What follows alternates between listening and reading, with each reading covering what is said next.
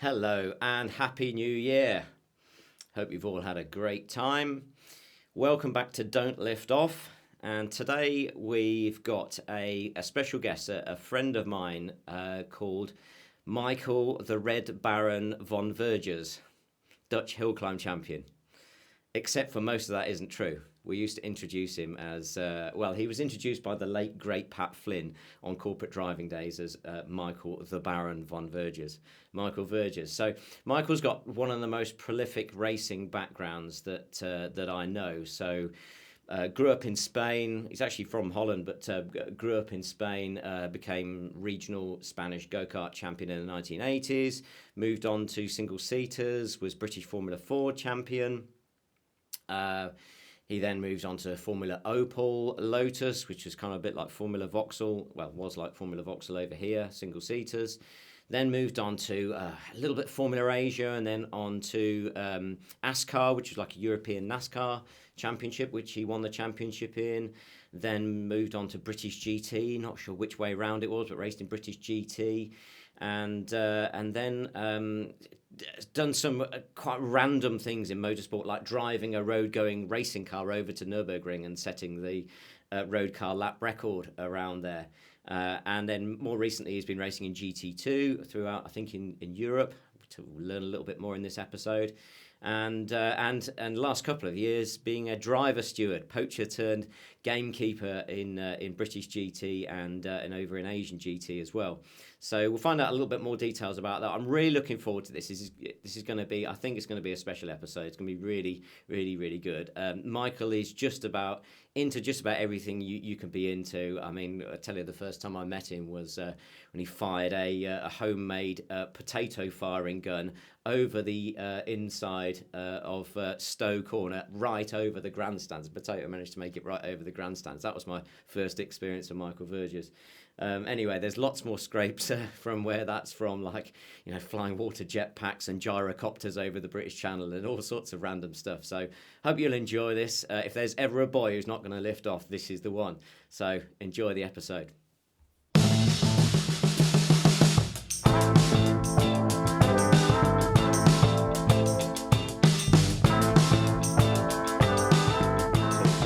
It is. So we don't start performing like fucking monkeys. It's uncanny.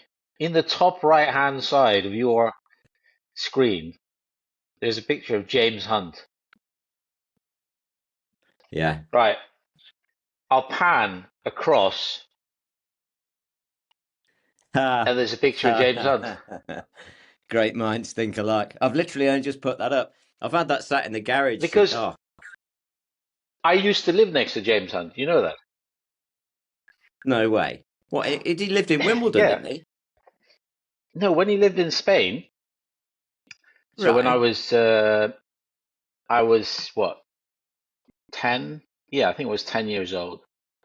He lived in Spain. So in his championship year, of course, I was very young, so it was beyond me, appreciating what he was or that, that status that he had. But I used to go to his house. So basically, we lived on a little hill. There was his house and our house. We shared the drive and the parking. And so he was always there with his white Porsche. And Oscar, the shepherd, the German shepherd. And I always used to go into his house because, of course, he was, he had Autosport and Motorsport News and all those magazines, Autosprint, the Italian version. So he used to have all these magazines and, of course, some of his trophies. But he also used to have a Betamax video of races. So, we didn't have Betamax. Obviously VHS eventually came out. That's what we got, my parents got. But in the old days, he used to have the Betamax videos of his races. So I used to go to his house when he wasn't there, when he was traveling, and watch races.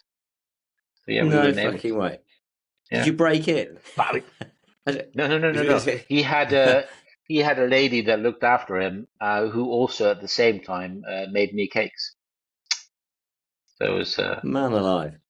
Is that in Estepona? No, that's in Valle del Sol. Because he opened a nightclub here in Marbella at some time. I think it was called Oscars. Right. And yeah, we just happened to move next door to him. No way. Yeah. Did you, I suppose you were too young. What sort of age were you then when that was going on? Sorry, I lost you a little bit. What sort of age? What sort of age were you? You say I, you were I was younger. 10. Yeah, I was Okay, 10 years yeah. old. So Yeah. you hadn't sort of started karting or any stuff like that yet. I think the first picture I showed you was probably, there's one picture of me really, really small in the go-kart when, I was 4 years old, 5 years old. Yeah. But then I think the second picture I sent you, that is probably relating to me being 11 when I started karting. Does that come up on your screen? Like my dad. I need to fucking put my glasses on. It's fucking shit. But you've always worn glasses, haven't you? Or not? No, I haven't. I remember you without glasses. Yeah, mate. It's just for reading. Ever since from about 45, it's just low light to see anything close. Yeah. Can you see that? I can't see anything. Okay. Do I need to zoom out of this application? No, it should. Or... Oh, hang on. No. I'll tell you the reason why. Now it will show you. Right. Yes. Now you can see it. Okay. So. Sorry. Yeah. No, that is the very, very first picture. That's obviously me being 4 years old, 5 years old. Couldn't reach the pedals by then. In Spain. Yeah. That was that was the only go-kart track near the airport, just across the airport actually. And it took about 15 seconds to go round, and it literally was, straight, right under, left, hairpin. But that's where I learned how to go kart. In Spain. In Spain. It's funny we've gone straight into this. So this is quite typical, actually. Yeah, sorry about that. Gone straight into this. It's great. It's mega. You've literally gone straight into it in a typical Verge way, just flat, straight, cold tires. Let's just go straight into it. Don't lift. Yeah, don't lift. Straight into it, flat. Let's see what happened. Yeah. How you keeping anyway? You're right. Yeah, good. So so it's beautiful weather outside today. Although it is, it is colder during the evenings. But yeah, the weather here in Spain is, it's the reason why people are here, basically. Yeah. It's 1 degrees here at the moment. We're expecting snow over the weekend. Yeah, exactly. No, we were. So... I mean, we were on the beach yesterday. Well, not on the beach, on the side of the beach, and literally we were burning alive because obviously you dress up. I mean, I'm in my office, so it's fucking cold here. Excuse my French. So I've got, there's going to be plenty of that going away. We're all adults. It's not a problem. Listen. I think Tom set the bar there. Yeah, well, I'm not drinking beer though. I'm not drinking. I'm only drinking water. Yeah, well, I'm on a coffee. So Happy New Year, mate. Hey, they are good mugs. They are. I've got one of those mugs. Sorry, it's a Nescafe. Digressing. That's an Nespresso. Yeah, that's right. Yeah, this is a Christmas present for my missus. They are mega. I use that all the time. It's mainly for the long journeys. If I'm going to do a manufacturer job down on the south coast or something, then I'll fuel myself up and get down there. But I bought one of these Yetis. I highly recommend it. They are literally, I mean, they are mega. They keep anything. You can get the small ones as well, can't you? You can get the small ones as well, yeah. But the problem is when you do small, you run out of whatever you've put in. Yeah. So where are you in the office where I came up to in your workshop where I came up to meet at that time? Yeah, I'm in my workshop office. Yeah. She's still doing your bead blasting, vapor blasting. Still doing the vapor blasting, sand blasting, courtesy of Matt Kelly, who we'll mention no doubt through this conversation. Really? Is that where that came about? Was it Yeah, when Matt started I doing mean, that? I've known, so me and Matt go back a long time, although I can't, I never raced against him, but supposedly, his memory is much sharper than mine. I think I've got dementia or something. Um, we worked in the same team at some point, for a Was gentleman that called Ken Barwell? Stanford who ran, no, Ken Stanford, Cirrus Motorsport, Okay. 1988. So I was a gopher. So going back a bit, so when I started racing, my dad basically we did a lease deal on a Reynard 88 Formula Ford from a guy called Henny Vollenberg, who was one of the creators with Dan Partel of the whole Opel Lotus Vauxhall Lotus Championship series, Okay. Yeah. and they were based in Holland, and he was the importer of Reynard cars. We'd moved to Holland at that stage, 88, to pursue my racing career, having done Jim Russell Racing School in 87. And so we did a deal to lease this car, but there was an English team called Cirrus Motorsport who were, that first year competing in Opel Lotus. And they were based in a village, St. Antonis, where Henny Vollenberg had his operation, trucking. And we got put in touch with each other, and so I ended up being a gopher for them in the Opel Lotus team, and they were supplying then a mechanic and a truck once in a while to do my Formula Ford racing in the Benelux German Championship. Okay. So Is that? Did you do the German Championship before? Sorry. no, Go I on. did Carry on. Benelux, so Belgium, Luxembourg. I did Belgium, Luxembourg in '88, but I did some races in Germany as well in the German Championship when, funds afforded it. And so Matt Yeah. and Mega. myself, we were in that same era, although I can't remember Matt. We were very young at that age, that stage. But going back to the sandblasting, vapor blasting, I moved to Spain with my wife after my mum passed away, thinking, I need to spend some time with my dad before he pops his clogs. And plus, I wasn't really working in the UK anymore, or as much.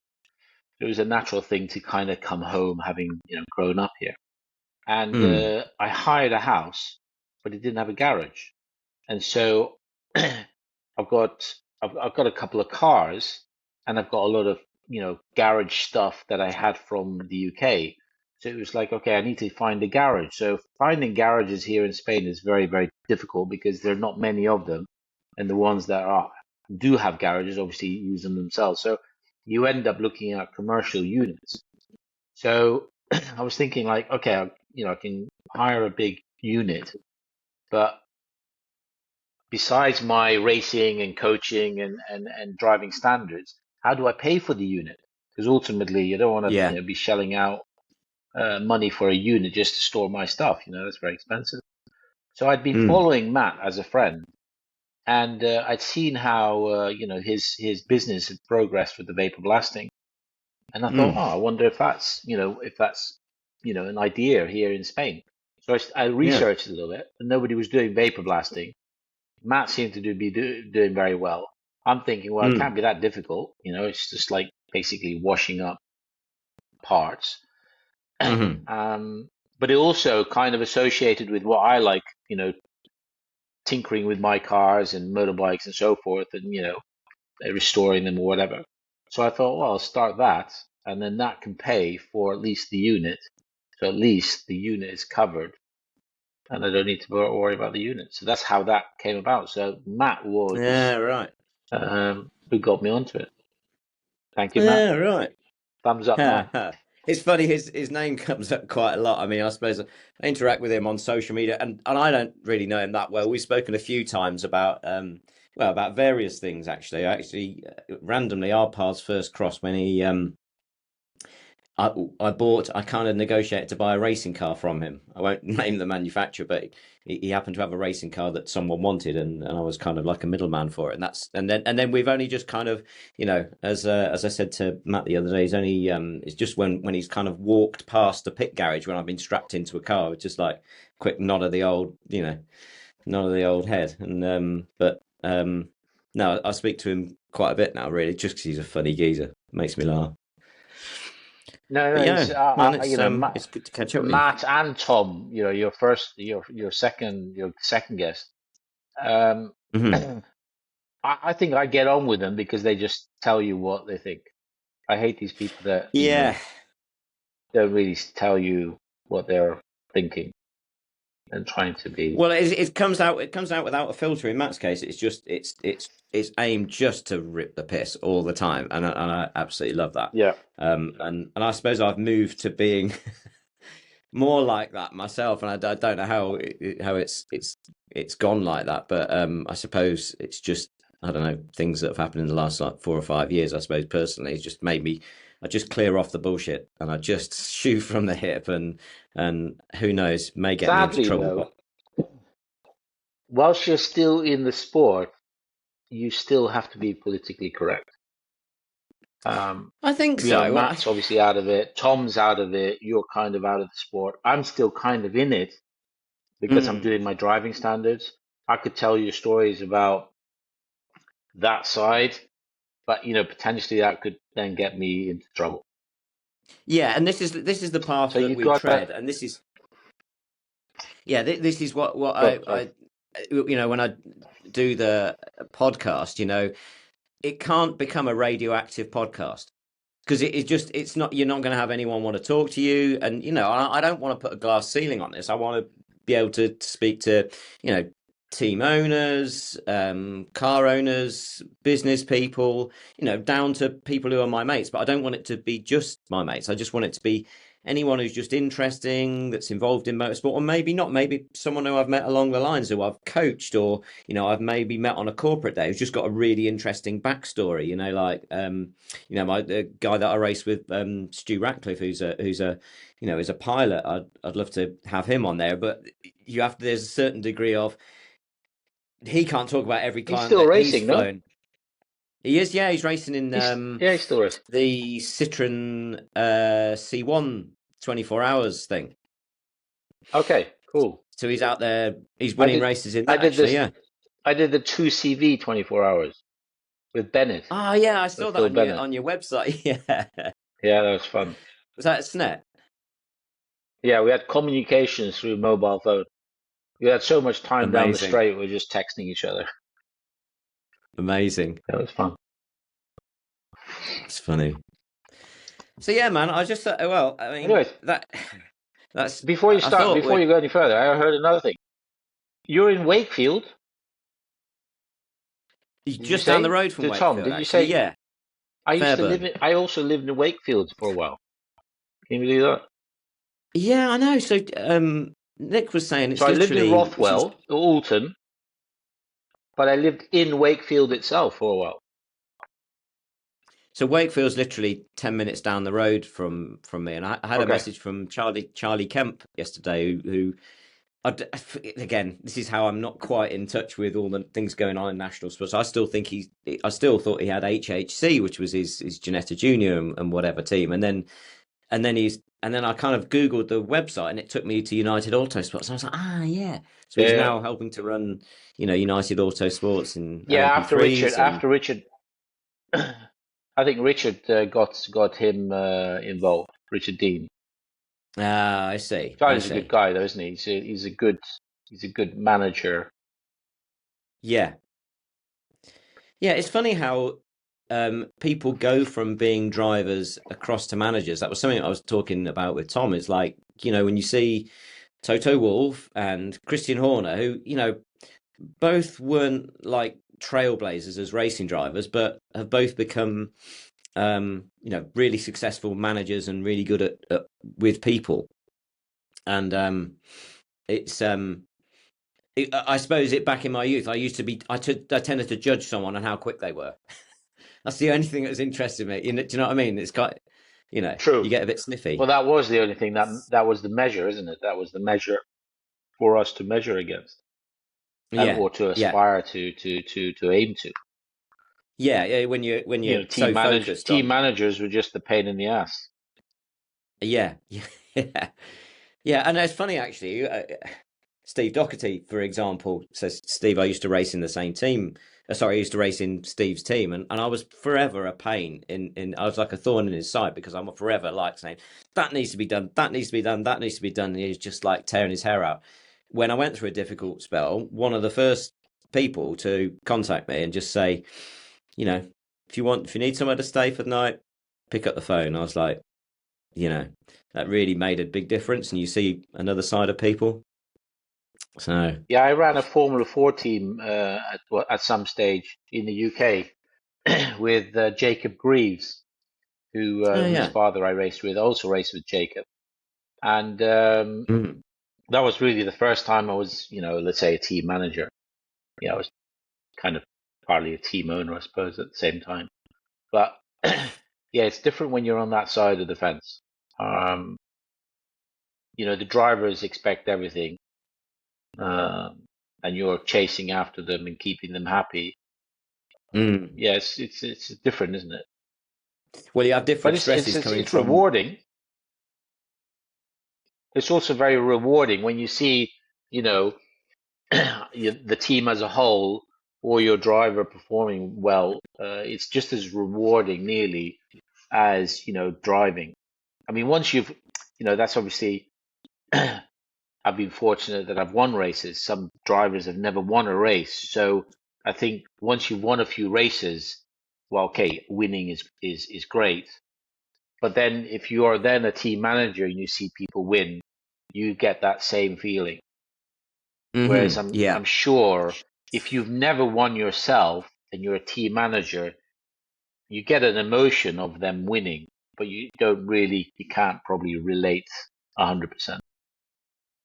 Yeah, I guess so. But I suppose I don't know whether that'd be more rewarding though. I don't know. Don't know. Because if you're responsible for a whole team of people, from the designer to the engine builder to the engineer to the technicians to the drivers, I suppose it's more of a responsibility. I don't know. I don't know. I don't know. I think driving, I mean, obviously to drive and to win is you're on your own to a degree, aren't you? Yeah. 95% of the decision making is yours. Yeah. Let's say the other 5 is luck or, whatever comes along. So winning is very, very much your own decision. As a team, you've obviously employed good people. You've guided them in the right direction. You've given them the right tools to do the right job. So you as the team manager, you are less of that whole percentage. Yeah, it's a fair question. But it's a different skill set, isn't it? It's a different skill set. Different skill set, completely. Yeah. Yeah. So tell me, let's walk through this. Let's walk through the motorsport from your point of view. So, well, first of all, so you will you'll love this. You'll absolutely love this. I've done an intro introducing you as Michael the Baron, the Red Baron von Vergers, and then kind of goes through Pat Flynn's name into that. So you were born in Holland, right? Born in Holland. Then go on. So go for it. Do you want me to tell you? Yeah, no, man. So there's a bit of a delay on here, and so just carry on, and I'll just shut up. So my grandfather was very successful. He had an oil company called Orion Oil, which I can show you to the public there. See that? That there is Orion Oil. Okay, yeah. So people can relate to it. Okay. So he was like 16. He flew to England in his own little biplane, and he was an adventurer and also a sailor, and he loved sailing and so forth. And he eventually sold his company to Burma Castrol, and at that stage he'd obviously retired. or had the money to retire or stop working. He moved to the south of Spain, and so when my parents went and visited him in the early 60s, late 68, 67, they kind of fell in love with the place because Marbella, let's say, was just about starting to come to light. Beautiful weather, very few people. And so when I was 3, my parents decided, you know what, we're packing up and we're moving to Spain. So I moved to Spain when I was 3 years old, 3.5. Right. Okay. Did you speak? That's So, no. something that I didn't introduce you, and I wanted to introduce, as just things, is that you're multilingual. Is that right? So, how many languages do you speak? Is that right? Well, I I speak know you speak Dutch. fluent Yeah. fuck, but No, I speak Dutch. So I speak fluent Dutch, English, and Spanish. And I can, jump from one to the other. And then at school, because I went to an English international school here in Spain, although I went to various different schools here, they were all basically right. English taught. And then you had to learn either German or French, and I really wasn't really interested in learning German or French. So every year I'd change to French and then German and French. So I'd never really get to the more very difficult part of the German or the French. Right. But of course, with racing, you learn and you pick up some words here and there. German is obviously very, very similar to Dutch. So Oh, I okay. suppose I'm better in German than I would be in French. And then a little bit of Italian because that's similar to Spanish. That's interesting. And I suppose when racing, if you're racing in like the Benelux and the odd German race, then you start to sort of pick up stuff from that. Yeah, I mean, of course, English is the motorsport language. So even most European teams or most foreign teams, most of it is always done in English. And invariably, they try and I, employ the best engineers, and they usually come from the UK, or a lot of them come from the UK. yeah. I particularly like it when the foreign drivers come over, and I think this happened with Max Verstappen, and certainly have remember Toppy Seriella, and the Copy first thing that Sariella, they yeah, learn yeah. is all the British swear words. That's just All the like my swear words. most favourite thing. Like Yeah. Toppy's, yeah, Toppy's famous one was "fuck the Well, fucking fuckers." Like it's just easy. so when I came to England for motor racing, which was midway through '88, because I was based in England, in Holland for the first 4 or 5 months, and then the team came back to Toaster. I basically Yeah. moved with the mechanics. I was living with the mechanics, so you can imagine. I was 18 at the time.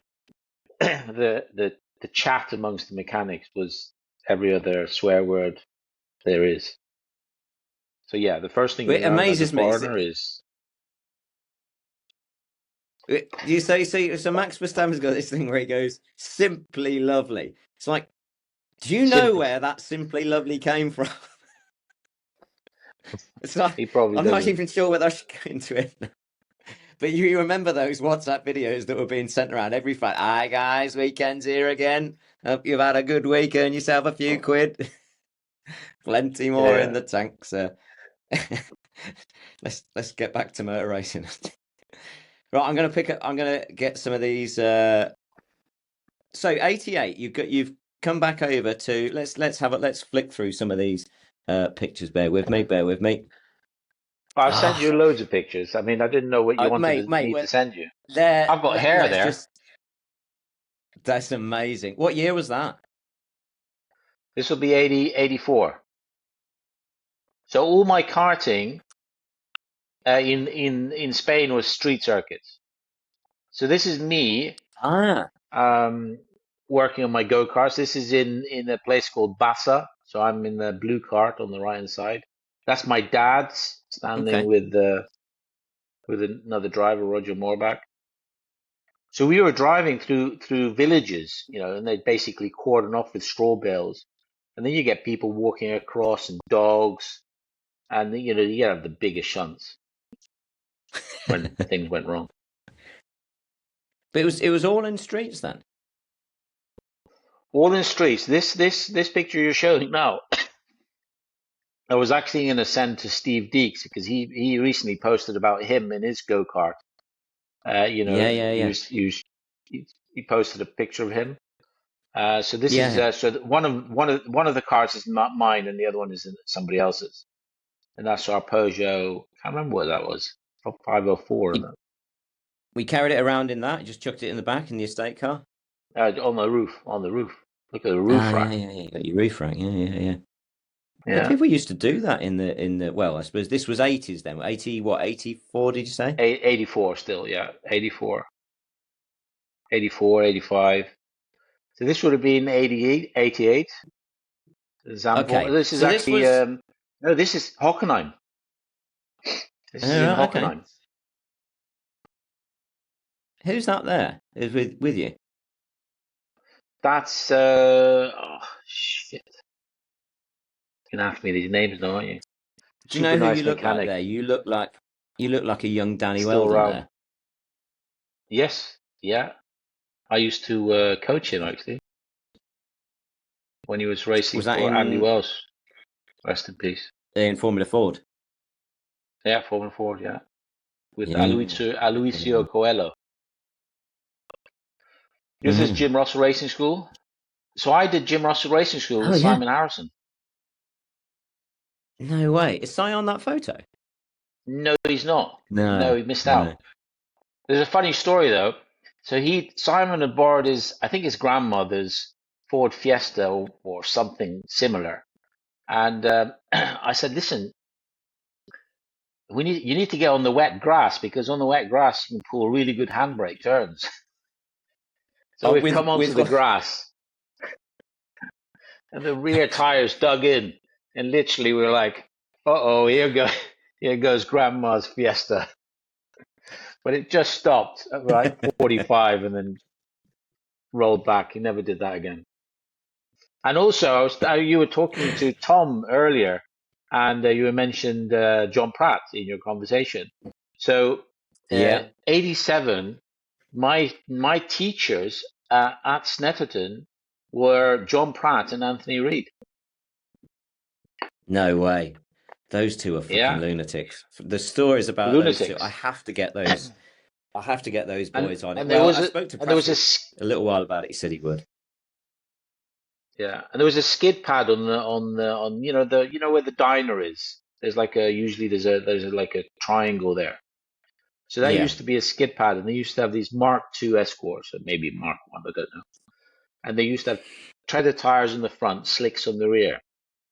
So they were super sensitive, and then they'd just spray with a sprinkler some water on. And the idea was, throttle control. And I remember I was in tears because I was getting such a bollocking from this guy, Steve. I can't remember his surname, but I think he's still around as well. And obviously, John and Anthony, at the end of the day, everybody would be having competitions who was the fastest around the lap. And but I do remember the first day I did it, I was in tears. I was crying because I was getting such a bollocking because I was so shit. But by the end of the week, I was the fastest. And I swear that was probably the best tool ever that I learned for throttle control. And subsequently, I became, I love it when it's raining on track. And I'm always, reasonably quick. I remember sitting alongside you in the black Caterham Superlight, and I haven't really got a huge amount of experience of any skid control at all. And you were doing rides around, this would been the old Silverstone Southern circuit. And I remember you going into Vale, and as you pitched it into a slide, letting the steering wheel slide through your hands and then back into club, and the little slide. So your hands were there. And that time, I'd read all of the books, which was like follow the steering wheel, thumbs in the spokes, and then you're just like, and I was just like, okay, but you were doing it very smoothly, and I was like, okay, there's something I've got to learn there. And I still do that now. Yeah, they were good days. Caterhams, Silverstone. We used to do a Caterham experience. You used to use the squeegee on the inside of the windscreen, the inside when it was raining. Brake, down a gear, like a window cleaner. Okay, I can't remember that. Can't remember that. Oh, we used to do that. That's probably a little bit. That's when you'd escape the. You'd cut a hole in the perimeter fence. Let's get back to the. Let's have a look at some of these photos. I'm attempting to use this technology very unsuccessfully. Can you see that on screen there? Yeah, I can see it. So what championship was this in then? So this is the Benelux Zandvoort. Okay. And what did you do So in that that? was my first Formula 4 championship. I can't remember exactly where I finished. I didn't win any races. I had a lot of crashes. It was my first ever racing. I think I had a podium once in a while. But yeah, I didn't win anything that year. You went to the UK. And then I came to the UK, and this is the end of '89 festival. So I'd done a whole season with John Village Automotive. I had Adrian Fernandez as my teammate, and a Spanish driver, Victor Lopez. And I was actually the only privateer. So obviously we had the works teams in those days. You had Mondial and Van Diemen, Swift, Reynard. So they were all the works teams. And the works teams had won all the races that season, except for the one race at Castle Combe, which I won. So I was the only privateer, let's say privateer team driver that had won a race that season. And then come the festival, we had this mega setup for the wet, like mega wet setup. But of course it was dry, and in the heats, I started off with Coulthard, so I think I won the heat. He came second. In the semi-final, that's DC behind you there, isn't it? Yeah. So in the quarterfinal, he won. I came second. In the semi-final, I dropped to fourth or fifth finish place. I think he finished first in the semi-final. So in the start of the final, it was wet.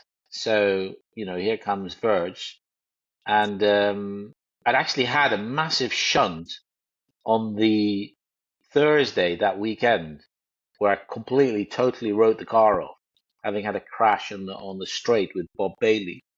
But anyways, they managed to repair the car, and we went into Druids alongside Coulthard, and we've gone up the hill, and we're all trying to outbrake each other, and he's just moved across, hit me.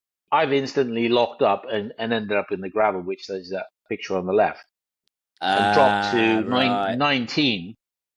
And I've fuck, and I've lobbed it into first gear, managed to get it out, and then then I overtook everything except for Nico Polaris, the winner. Ended up on his gear. So you finished second. So it was a good race. So I finished second. At the start of the race, out of the gravel. Yeah, you'd knocked back to 19th and got back up to second. Well, it was wet. Like I said, it was wet, and we had so John Booth, who eventually ran created Manor Motorsport. He was the engineer. Yeah. John and John Village, they used to race each other. Butcher Booth and John Village. And so John Booth was our engineer, and he really had a good nous on the old setup of the old Van Diemen. Yeah, so that was good. So, and that result then, put me into the spotlight for the Van Diemen drive the following year. Well, let's get onto that, because that's quite topical at the moment with the whole Senna Netflix thing. Have you seen that? I can't bring myself to watch it personally. So, I've seen the first one because my wife insisted we watch it. And I think if you watch it without switching on your motorsport knowledge, which unfortunately we have, So we Yeah. criticize everything. It's entertaining. You got to look at it from that point of view. So anybody that Yeah, I doesn't think know my Senna or history of Snetterton, obviously that was the first big thing. Oh, it's not Snetterton. They're racing at the same track literally every race that you watch in that first episode is on the same track. Like, okay. yeah. But it's entertaining, and it does give you a bit of a story Yeah, it of gives that. you the I basic mean, we've insight. only Well, watched that one episode. yeah, I think. Well, I haven't, and I think I will do at some point. I'll probably do it when I'll probably have it on the big screen when I'm doing my weights or something like that. But it's well, what we haven't got to forget is there's a new generation coming into it in terms of fans, and it's a different type of fan that's coming into it now with the whole Drive to Survive thing. I mean, like for instance, my stepdaughter, she's actually, well, you met my stepdaughter, didn't you, when we had a Yeah, I met them. Yeah. we but both of them, and so she's studying at Met Film School in London. So, but she's a real big F1 fan, and it's come through the whole Drive to Survive thing. And she messaged me to say, have you seen this thing?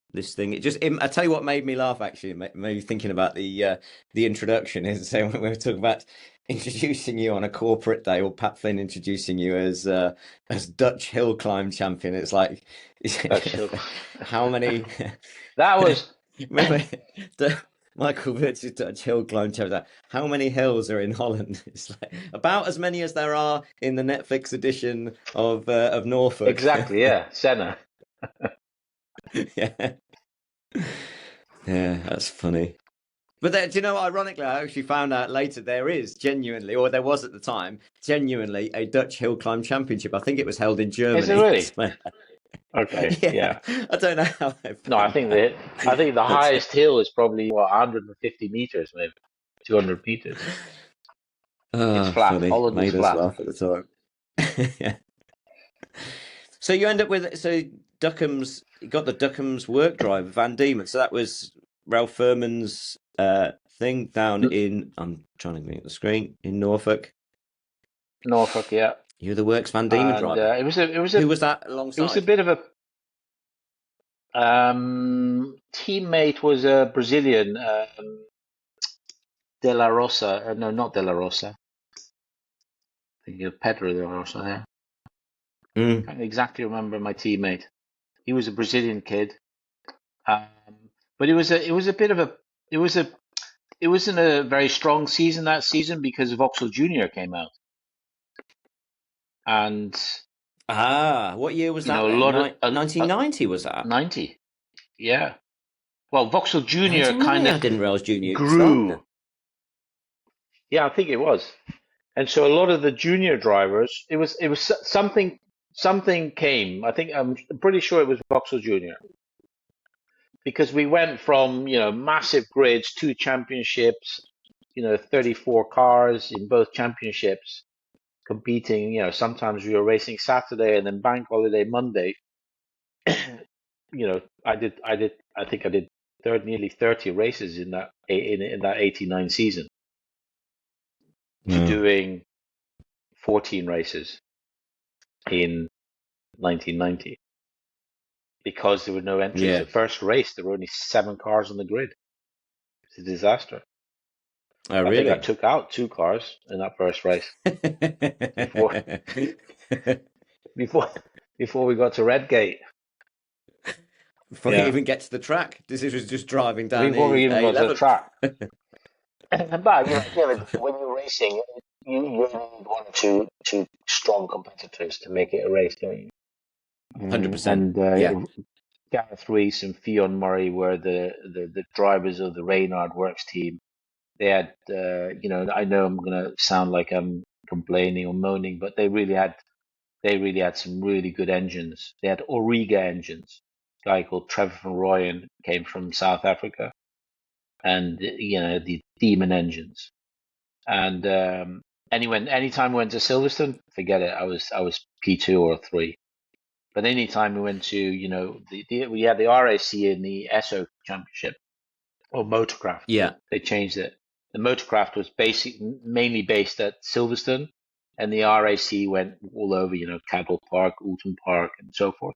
And so anytime we were racing in the RAC, I was stronger because the Van Diemen was just a better car, with its Right. Okay. pushrod What chassis were they suspension. in? They were in the Reynard, so it's the same. The Reynard. Oh, The really? 88, the 89, and 90 Reynard are all the same. All they had was these anti-droop links on the front, but that's the only change there was from 88 to 89 to 90. Mm-hmm. And obviously the So Van those Diemen, cars that was, that 90 Van Still- Diemen was the predecessor to all Oh my modern God. Formula Fords you see now. Sorry, I'm jumping ahead of myself. That's okay. Can you still see the screen there? Because we're now. Actually, you probably can't. I can't Let see me any just show you. pictures. Let me show you. See Let my me show ugly you. mug. No, let me show you. So you've won the Formula 4 championship, and then this is hopefully somewhat chronological. So is this Yeah. So I Opel tried to Lotus? send it chronological, so it would help you.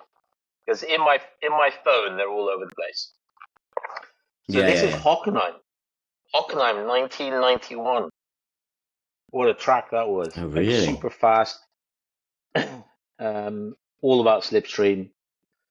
So I was with this team, Vandervol Racing. No, it was called Eagle Racing Management.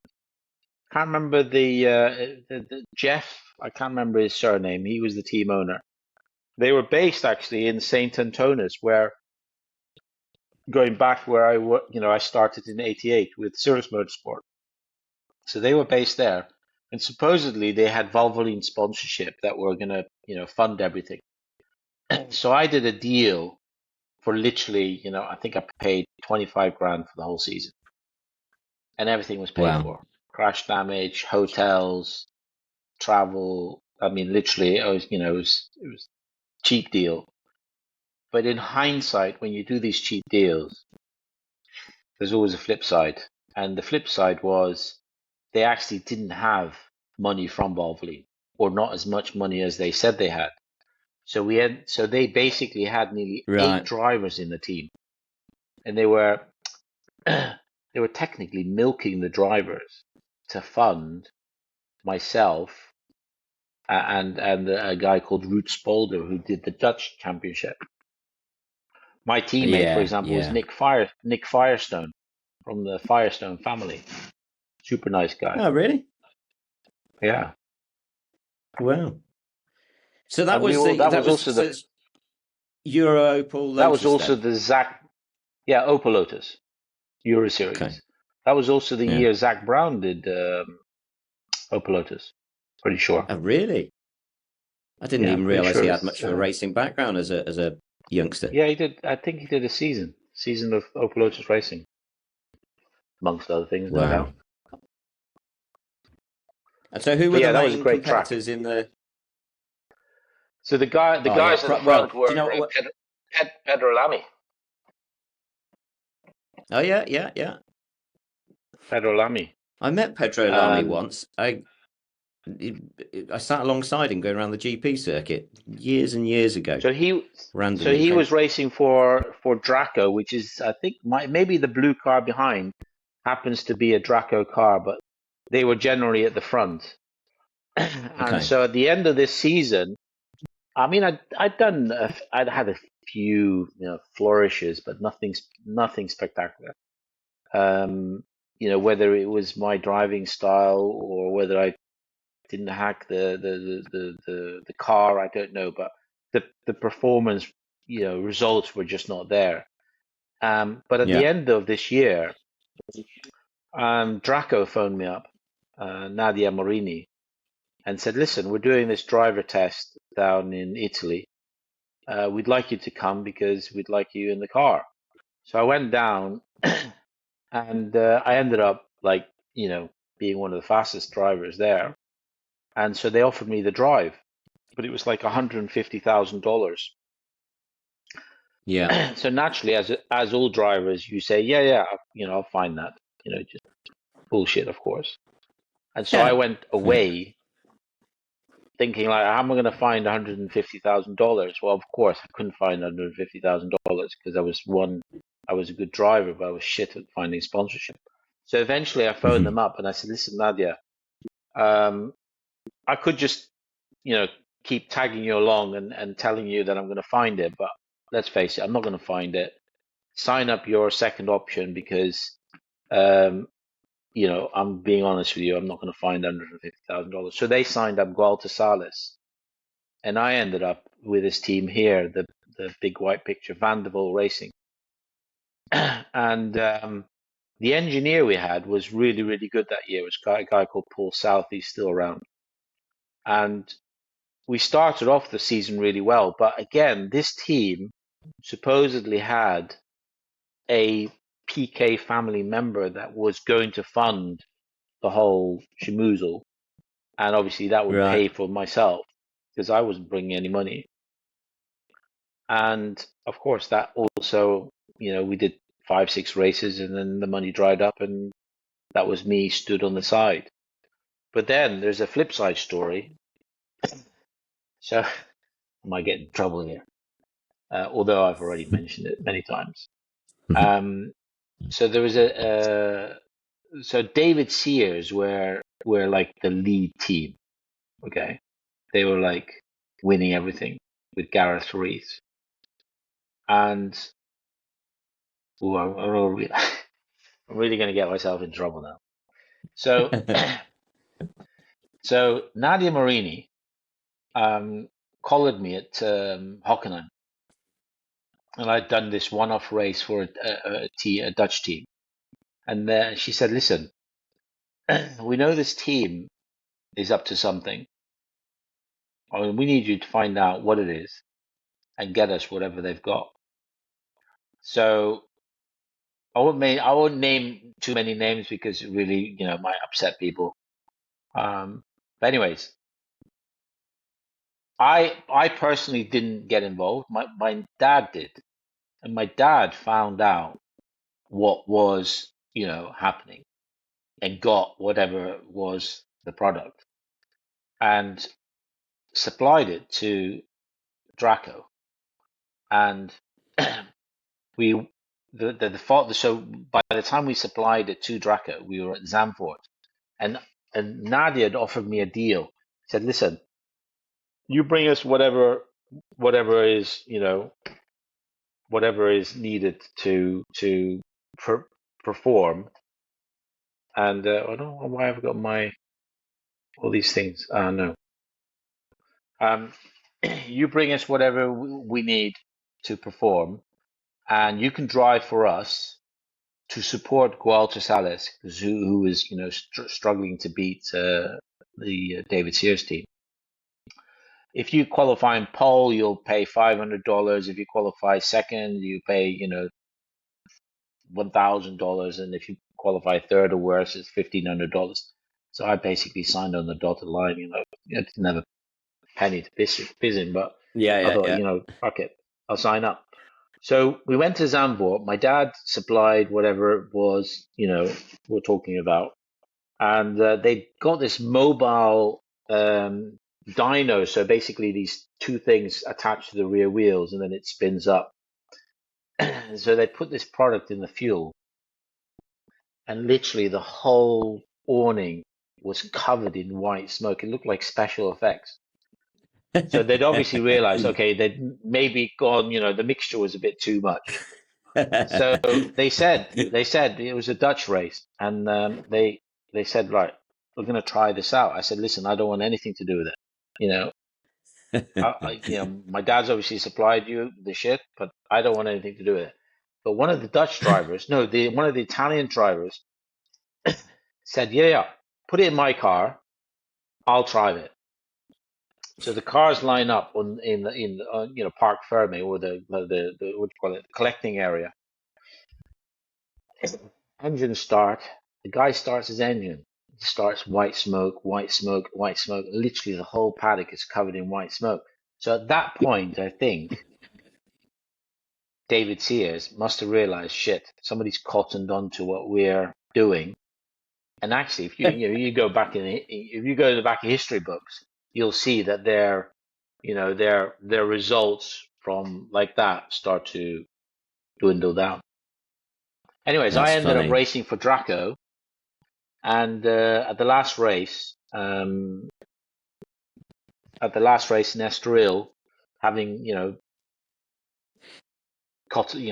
built up a bill of I don't know how many thousands of euros. Although I did quite a few good results with them. Get to Estoril to finish off the story with Draco. Nadia says, "Listen, Walter is about to lose his second place and drop to third, and I'd qualified really well. If we hang out the pit board during the race, will you drop back and defend?" I said, "Well, it's difficult to say because, I think I'd qualified third or fourth. I could potentially win here." So race starts. The 3-4 cars, we're gone away. Then there's the pack behind, and eventually the pit board comes out, and I'm thinking, shit, they want me to drop back. I'm thinking, well, I could get a podium, maybe even win. But then I thought to myself, you know what? Even if I do win, nobody's going to come around and give me 150 grand or 200 grand. So I dropped back. I defended like fuck behind Gualter. Gualter finished second in the championship. And then we parked up in the collecting area. And as I'm walking down the pit lane, we were the support for the F1 at the time. And as we're walking down the pit lane, Nadia Marini is walking up to me. She's crying. She hugs me. "Thank you, Michael. Didn't realize you would do that." Boom, boom, boom. And then just before she left to, go and say something to Gualter or whatever, she was going that direction. She said, "The money, forget the money. You don't owe me anything." So that kind of was okay. Mega. Job done. Yeah. Job done. So kind of fast forwarding to, so, when you Opel Lotus, and I suppose. So then basically, oh my God. So I ran out of money. This is a comeback then, is it? Yeah. So I ran out of money. I had no money. So 93,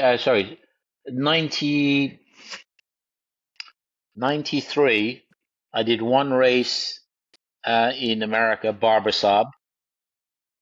And 94, I did one race here in Jerez because I'd actually moved back to Spain because literally I had no money. I wasn't going racing. I'd basically given up. I'd had nothing. So basically I came back to Spain with my mum. My girlfriend from Leeds followed me eventually. And then she eventually went back. And then, I was down here. I'm thinking like, well, that's very selfish from my point of view because my parents have got nothing and I've given up on the dream and they've obviously invested in me. So that basically made me go back. And then I ended up driving for Andy Welsh in Formula Ford Z-Tech first through Rob Barr, who had basically done some coaching for Andy. Yeah. And so I was working at Jim Russell Racing School, I think, or Alton Park. Probably Alton Park. Was that a Swift chassis? This is a Tatus. So this is Tatus. So I've done quite a few festivals since the '89 festival, purely because I enjoyed it. I always thought it was a mega race, and I always felt that I should have won it. So this year I did it in a Tatus. Those are all my sponsors on the side that helped me fund the drive. Yeah. Vergers.com, if in doubt. So I did 90. Out. Yeah, exactly. I stole that, of course.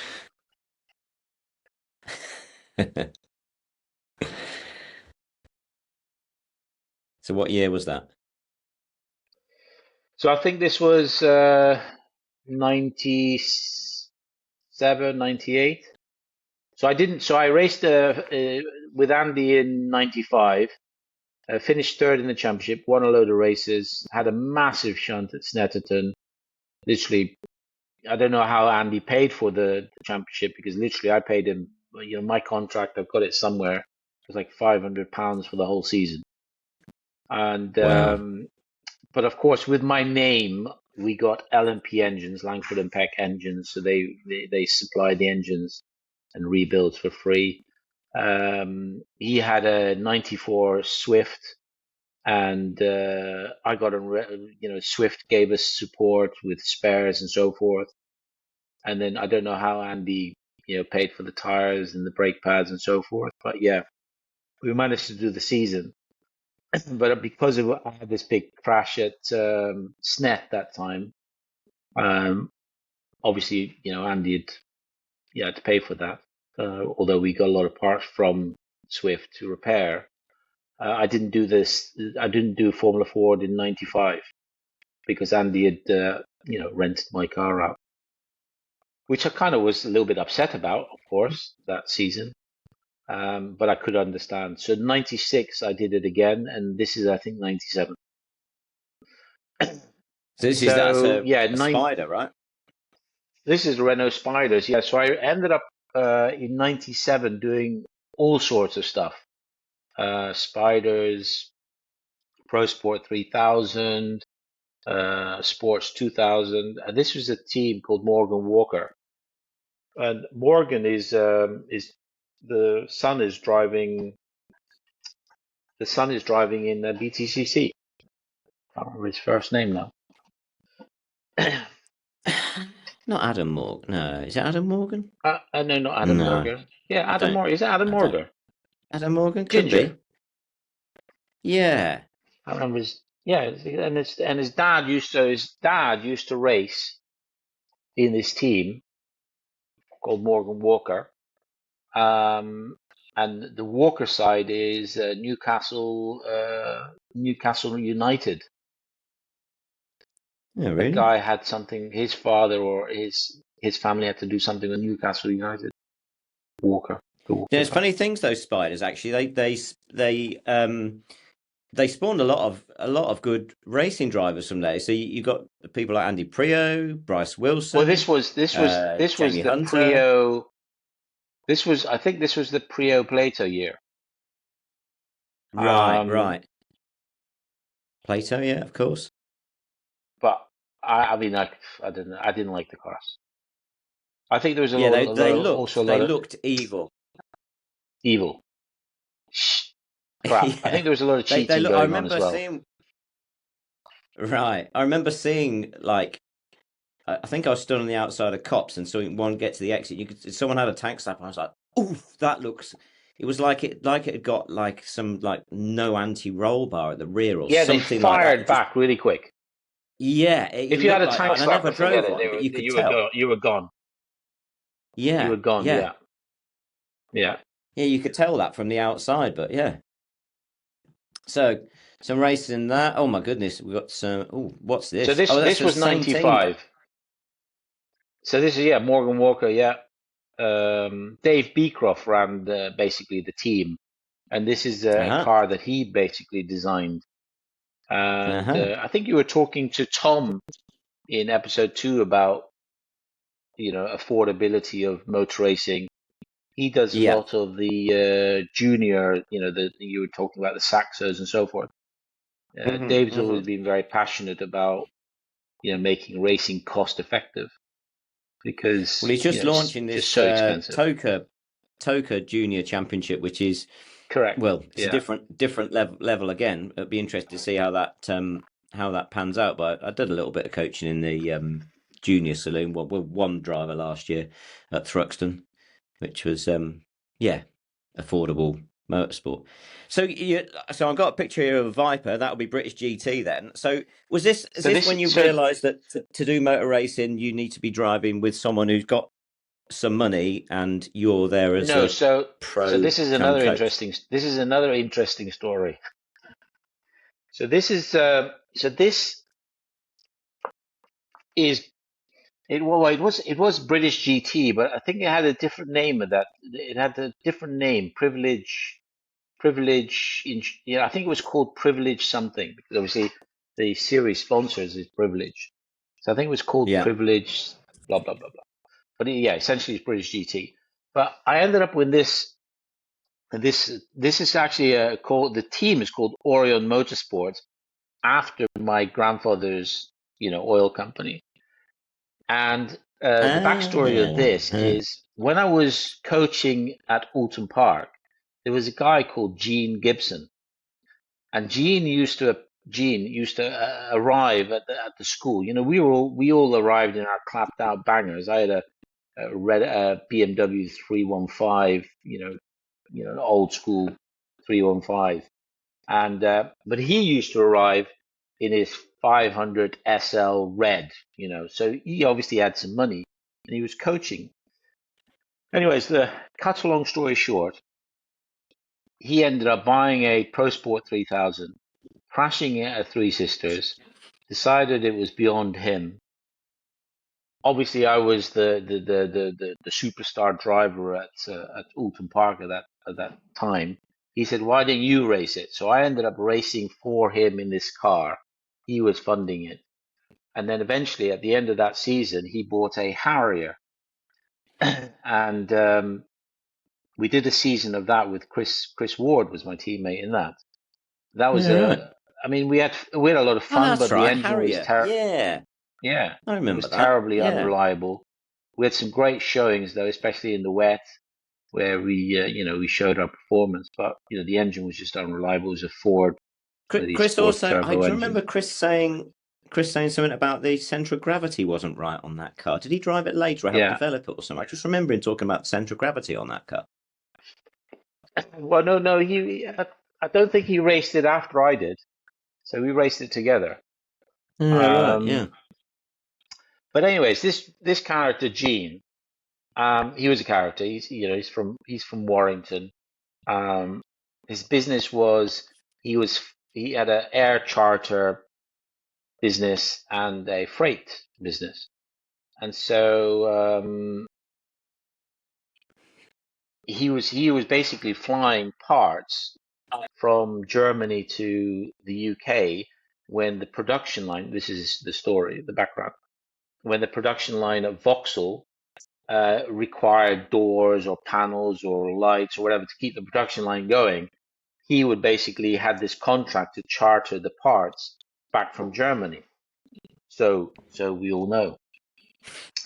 But anyways, so at the end of I think it was 97, possibly. And now I'm juggling dates here, but at the end of the Harrier season, we ended up flying to the south of France in his plane, and we bought these two Oreca Vipers, Dodge Vipers, straight from Oreca. And I tested the cars on the little go-kart track. And so we came to the first round with two cars, myself and Julian Westwood in the one car, and Richard Dean and Kurt Luby in the other car. So we had a strong lineup. Teams all ready, all there, all set up. And where's Gene? We're all asking ourselves, where's Gene? Anyways, Gene had been picked up at Birmingham Airport with 50 kilos of cocaine in his plane. Wow. And so my season, finished after that event. The funny thing is, I was actually never questioned by, customs and excise or police. Yeah. Whereas Chris Ward was interrogated, Kurt Luby, Richard Dean, Amazing. they were all investigated. And actually, I went to Gene's house many a times. So if they were, monitoring his house, then surely they would have come and visited me. But they never came and visited me. Is that because you had a Dutch passport and they just assumed that you'd just set the tracking dogs off just for the copious quantities of weed? They knew I was a baron. They knew I was a baron, so they didn't want to, tamper with me. I'll not touch the Red Baron. And then Richard and Kurt did a deal with the customs and excise. Yeah, so that's the Harrier. No, so this is the Harriers on the right, and the and the what's that called on the left hand side? The Venturi. Ooh. So after Gene, I ended up racing this Venturi with a guy called I think his name was Chris Ellis. It was a fun year, but it was a terrible car. It was a terrible car. Actually, at Brands Hatch Grand Prix, I said to the team, let's remove the rear wing just to see whether we can get any more speed out of it. But that was Well, obviously highly dangerous. And we fucking hell, actually didn't remove the rear wing, I've seen but it radical was drivers do that before at Spa. undrivable. Yeah, It doesn't have very good results usually.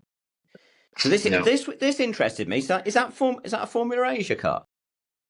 no. So this is Formula Toyota 2000, Spanish Okay. championship. Mm. So there was Javier Morcillo was the team owner of this.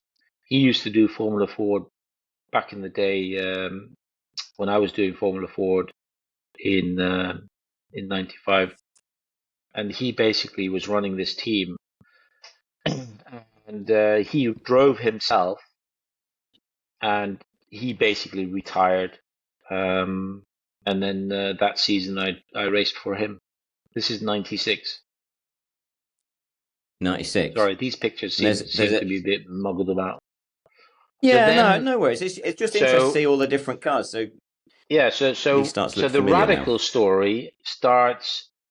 The radical story starts when I was working for Andy Welsh, and there was a mechanic there who was looking after Ginny Hyde. Ginny Hyde was the wife of Nick Hyde, one of the founders of the original Radical, the car on the left-hand side. And Ginny was racing in a little saloon car championship, and the mechanic had to go and work on the Formula 4 team at the same weekend as Ginny was racing. So Andy said, listen, can you go to Silverstone and look after Ginny Hyde, because we need the mechanic to work on the car. So I went down to Silverstone, and then I ended up looking after Ginny Hyde in this Alfa. I think she was racing in Alfa Romeo. And then Mick Hyde was there, and he said, "Listen, I'm building this car, and I've heard so many stories. I can tell you a story about Maximilian Cooper about the Gumball 3000. He's a character as well. He told me all about I've that. heard of this guy. The whole thing, yeah. So, anyways, so the Ginny Hyde thing. So I'm coaching Ginny Hyde, and Mick says, "Come, and let me show you this car." So he shows me these drawings of the eventual Radical, and I'm thinking like, yeah, well, whatever, it's going to happen. I've heard so many of these stories, it's not going to happen. And so that was my connection to Radical. And then when they produced the first one, it was basically a 1000cc Kawasaki engine.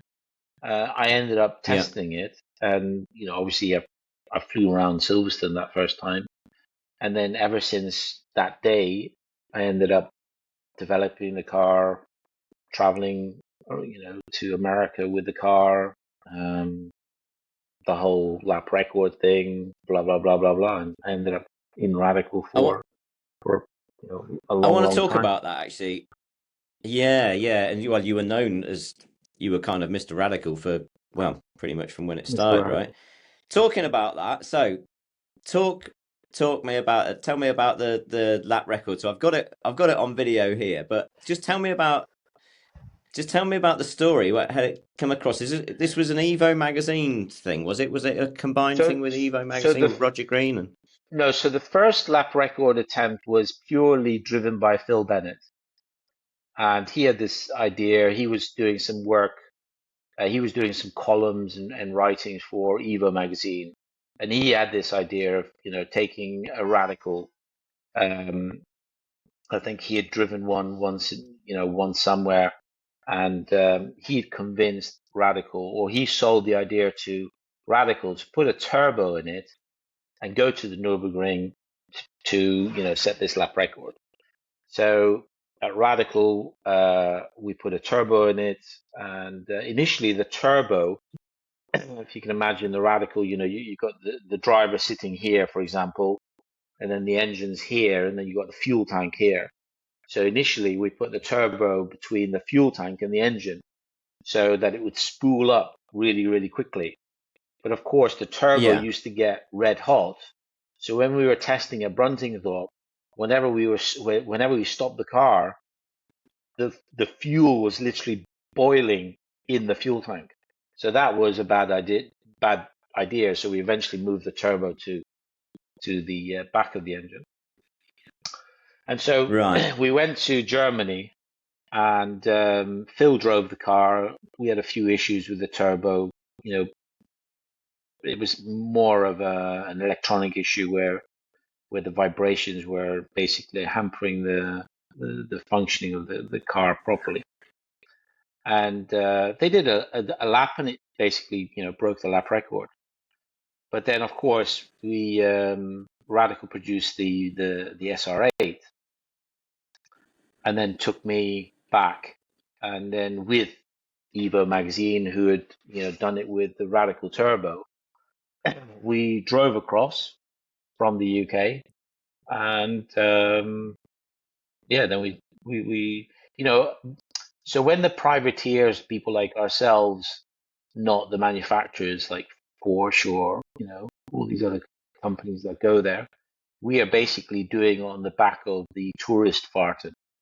So you've got Well, just before you get there, I think for sorry. if this gets seen by kind of non-motor racing people, explain Yeah. exactly what a Radical SR8 kind of looks like. In fact, I'm going to see if I can find it on Google. Well, it's like a little prototype, you can kind of isn't see it's a full-blown racing car, like that. It started with the SR3, didn't it? When they road registered the SR3. Sorry, say that again. It started with the SR3, like the road going Radical started with the SR3, didn't they? They homologated it like a kit car, right? Yeah. So the Pro Sport, which was the Club Sport, which was the original Radical, was a single seater 1000cc. Then they produced the Pro Sport when they started using the Hayabusa engine, which was a 1300cc. At which point, another investor, Tim Greaves, who became my personal friend, and we raced together, funded that operation. And then because they were getting these crate engines from Suzuki, they eventually built the V block themselves, but used the heads of the 1300s and produced the V8. And so the SR3 still used a 1300 Suzuki Hayabusa engine, and they made that a road legal. And then eventually, when the SR8 came out, that was then also registered on the road in the UK. Well, considering what these things look like, so you and Roger set off from Peterborough in a racing car, and around the M25 onto the ferry, onto the boat, that is onto the boat, mental. off the boat. Yeah, it was more because people in Germany and the rest of the world didn't consider it as a road car. I mean, personally, I understand it's not a road car, it's not a daily use car. But if you look at all the other records that are set, you do sometimes question yourselves, well, that's also not really a road car because it's got a roll cage, it's got, all the seats taken out, and it's got, full on slicks nearly. Literally, we were on, track day tires, which is not as good as some of the tires that are produced nowadays. I'm looking at this video. Can you see the video that's playing? I'm playing actually So the thing what people don't realize when you're doing these records, or at least when we did it, is obviously you have a time, 7 minutes, 6:45 or whatever it is. So you kind of know the people obviously that set you off, your team know that it's going to take 7 minutes before you come back. But as a driver, you set off and there's no marshals, nobody's following you. So from a safety point of view, if you had a shunt, you could be literally on fire for 3 minutes before somebody realizes, shit, where is he? And then it takes another 3 minutes for them to get to you. So there is a level of danger that's there. So, the question is, am I driving at the limit? I'm driving at the limit, but I'm also driving quite within the limit in certain areas where the danger really could be high level. Some places I'm like on the limit. Like I love this part. From this part onwards, this is my Man, favorite you're part of so the track. fast. So when we used to do the SR3 experience round here, this was where you gapped me every single time. This I could stay with you for and most this of the left rest of into the track. right. Oh, I love this part. This car looks a handful. So you're running on essentially what, road tires? So another thing that people don't know about this record attempt is, so when you set off, we didn't have tire warmers in those days. So I set off, and the lap time starts at the old entrance. So you've got a mile, less than a kilometer to warm up the tires. Because they're quite hard track day tires, they took a little bit long to warm up. So at the end of this lap, I've decided I'm going to carry on. And what you obviously don't realize and you don't see in this video is that on that next lap, I have a massive tire blowout. Literally done up like what I'm saying now, but basically the whole tire delaminated, took the whole rear bodywork off on one side. And I'm like this, trying to recover the car. Thankfully, it was Look at the just speed that the you're tire doing now. delaminated. So, yeah, it's quite slow, isn't it, really? No, it really isn't. The thing is, what people don't appreciate is like radicals aren't actually that fast in a straight line. I mean, these ones are particularly fast because they're particularly grunty. But it's like probably what VMAX at 160, 165, something like that. But it's the speed that they get up to them and the speed that they go through the corner. So you've got so much phenomenal. aero. Yeah, cornering speed is really, really good. Yeah, for what they are, especially for the price, there's nothing that gets close to the experience. Yeah, I think So here that's a it mega. maxes So if out. anyone's watching, yeah. So what are we going? 160, 165 maybe. I think the fastest is when I go down the hill. Is it Dottinger Hollow or whatever it's called? Fox roll. Like when you go after, Foxroll, after the really fast bit, yeah. and then you come down and it compresses out. So this is just so on the limiter now. Goes downhill a little bit, so you get a little bit more. 168. Holy crap! So there we go. If anyone's watching this, it's a 2009 Nürburgring Nordschleife lap record by Michael Vergers in Radical SR8 LM. There's another one that I'll just dive out of this and I'll just talk about where we kind of spent a bit of time together. So this is the bit of hang on, can you see that? It's probably not on screen, is it? Yeah. Hang on. Oh no, it is on screen. It is on screen. Sorry. So this is the part where you were just talking about. Although we don't have a speedo, so this is you and I going around Nürburgring again. But this was great because we were only in an SR3, but we were on slicks. Yeah. And it was mega on slicks. Yeah. I can see you're wearing the full FIA recommended safety gear. Yes.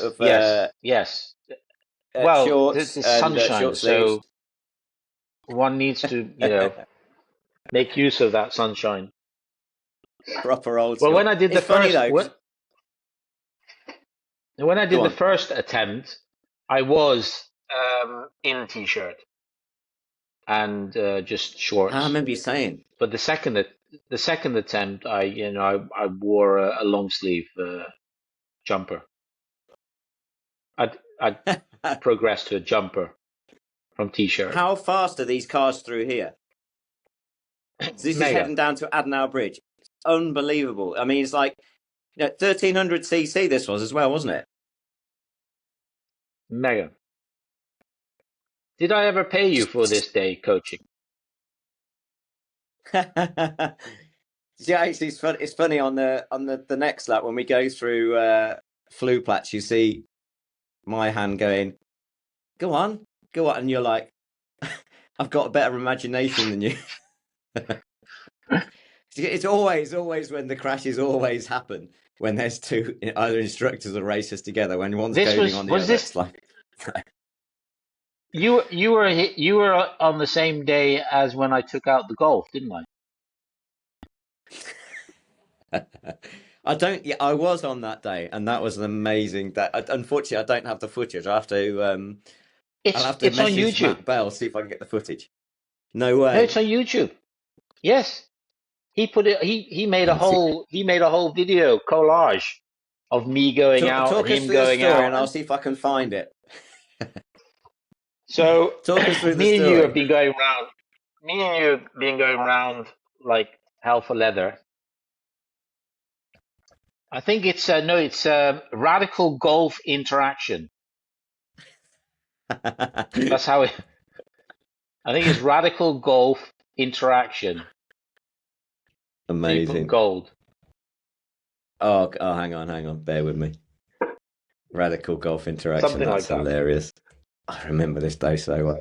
Anyway, so this chap, or maybe not. Oh. Yeah, but maybe you have to put Nurburgring. We'll find it. Carry on. Okay, yeah. So we'd been doing hot laps, and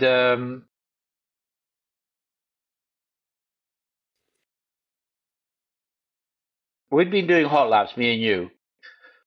But of course, yeah, our cars are so fast. I'm sure it was golf interaction. Maybe it's been taken down. If I can find it and embed it into the thing, then I'll let's go. Am I still on the screen now? Can you still see me? Yeah. Okay, so I'll search with you. I can still see you. But tell us the story anyway, because I think I know what actually caused this interaction. So you were in the Dark Knight, weren't you? You were in the black. I was in the dark radical, and I think you were in the lighter one. So I've set off, and I'm flat out. You know, I'm not going to wait. I'm not wasting any time. And this other chap, I can't remember his first name. He'd set off in his freshly prepared Golf Synchro 4-wheel drive. But it was also his first ever time on the Nordschleife. So he'd set off. I found it. And he's looking in his mirrors as much as he is. You found it? Yeah. Okay, here we go. What's he called? Yeah, interface. Sorry. Interface. Interface. There we go. It's his first time, and he's looking in his mirrors, you know, left, right, and he's super. Obviously, he's you know, he's having a massive thrill. But I'm just on a mission, and I'm overtaking left, right, and center. And we get to this really fast point here, and he just moves across, and I'm you know, my approach speed is so fast. I've hit the brakes, tried to get on the grass, and literally I fired him off. And what's really funny is if you listen, what the fuck was that? He has no idea what's happened. By the time he's looked around, I'm gone and down the road, and he's like, "What the hell happened there?" What the hell was poor that? Guy. Oh. The best bit about knew this guy though, right? I seem to remember you said that you knew this guy. No. Yeah. Eventually, I went and looked for him because I felt sorry for the guy. I said, "Listen, you know, you closed the door on me. The approach speed there. I tried to get out of it. Boom, boom." He says, "Don't worry." It was his first time, so he must have thought he was probably more responsible for what happened than myself. He eventually ended up going to a scrapyard, getting the parts for his car, fixed it. I signed the car for him, and I remember you signed the bonnet. Since then we've that is amazing. Since then we've done some interfacing. The interface. That is amazing. I But remember yeah, that story. But the reason behind that, and I sometimes use this as a thing like on track days, is that he clearly wouldn't have seen you because it's a black car, a low car, black against black tarmac. You just wouldn't have seen it. no lights, no lights. I've got a dark Yeah. helmet, so it would just be in a black car. You would have just looked in the mirror and Just not seen anything. No, no, no. If you nothing there. if What's you're gonna that? have a black car, you need to have lights. Yeah, Yeah. to be seen. That was amazing. That was some interesting trips. Good experiences though. You know, it's funny actually. If there's several videos on there. That video that we've got on there that I was just showing you with two of us together. It's had 1.1 million hits now. Unfortunately, it's not quite enough in terms of traffic hours to monetize it. But if it gets there, Right, then we'll be we'll make it get to 1.5 million. yeah. No, it's mega. It's basically what do you search? Where do we find it? Nurburgring. I can't even remember where we find it. Anyway, just type in Michael Vergers, Anthony Dunn, Nurburgring, and you'll find it. And it's a good video because do you know what? I Yeah, randomly stuck that GoPro on, and I'm running it at 60 frames a second at a particularly wide angle, so it almost looks sped up because it's almost like a fisheye lens on it. And I think that's one of the it does reasons why sometimes. Yeah. it's been so Yeah. popular. So anyway, so Well, you we raced had Radical some for a good while, and days that there with led Dave. to So yeah, that led we did. to, so I was racing with a gentleman called Tim Greaves who funded, who bought it into the Radical company. And we ended up speaking about, the future, what, my plans, blah, blah, blah. And so I said, look, I've always wanted to go to America because, in America, you're seen as as an entertainer, so you can get paid a lot of money. And so the new championship in Rockingham, well, obviously Rockingham had just been built, was coming out, Ascar. So Yeah, he basically helped me get a drive in Ascar. And the I first year in see. Ascar was a bit of a controversial year because I was in the Rockingham car, and the chap that was my biggest competitor is just behind me. Shit, fucking his name. Super nice guy, actually. Anyways, I'll come to it. So we were fighting for the championship, and the championship had been taken over by a chap called Bob Berridge, who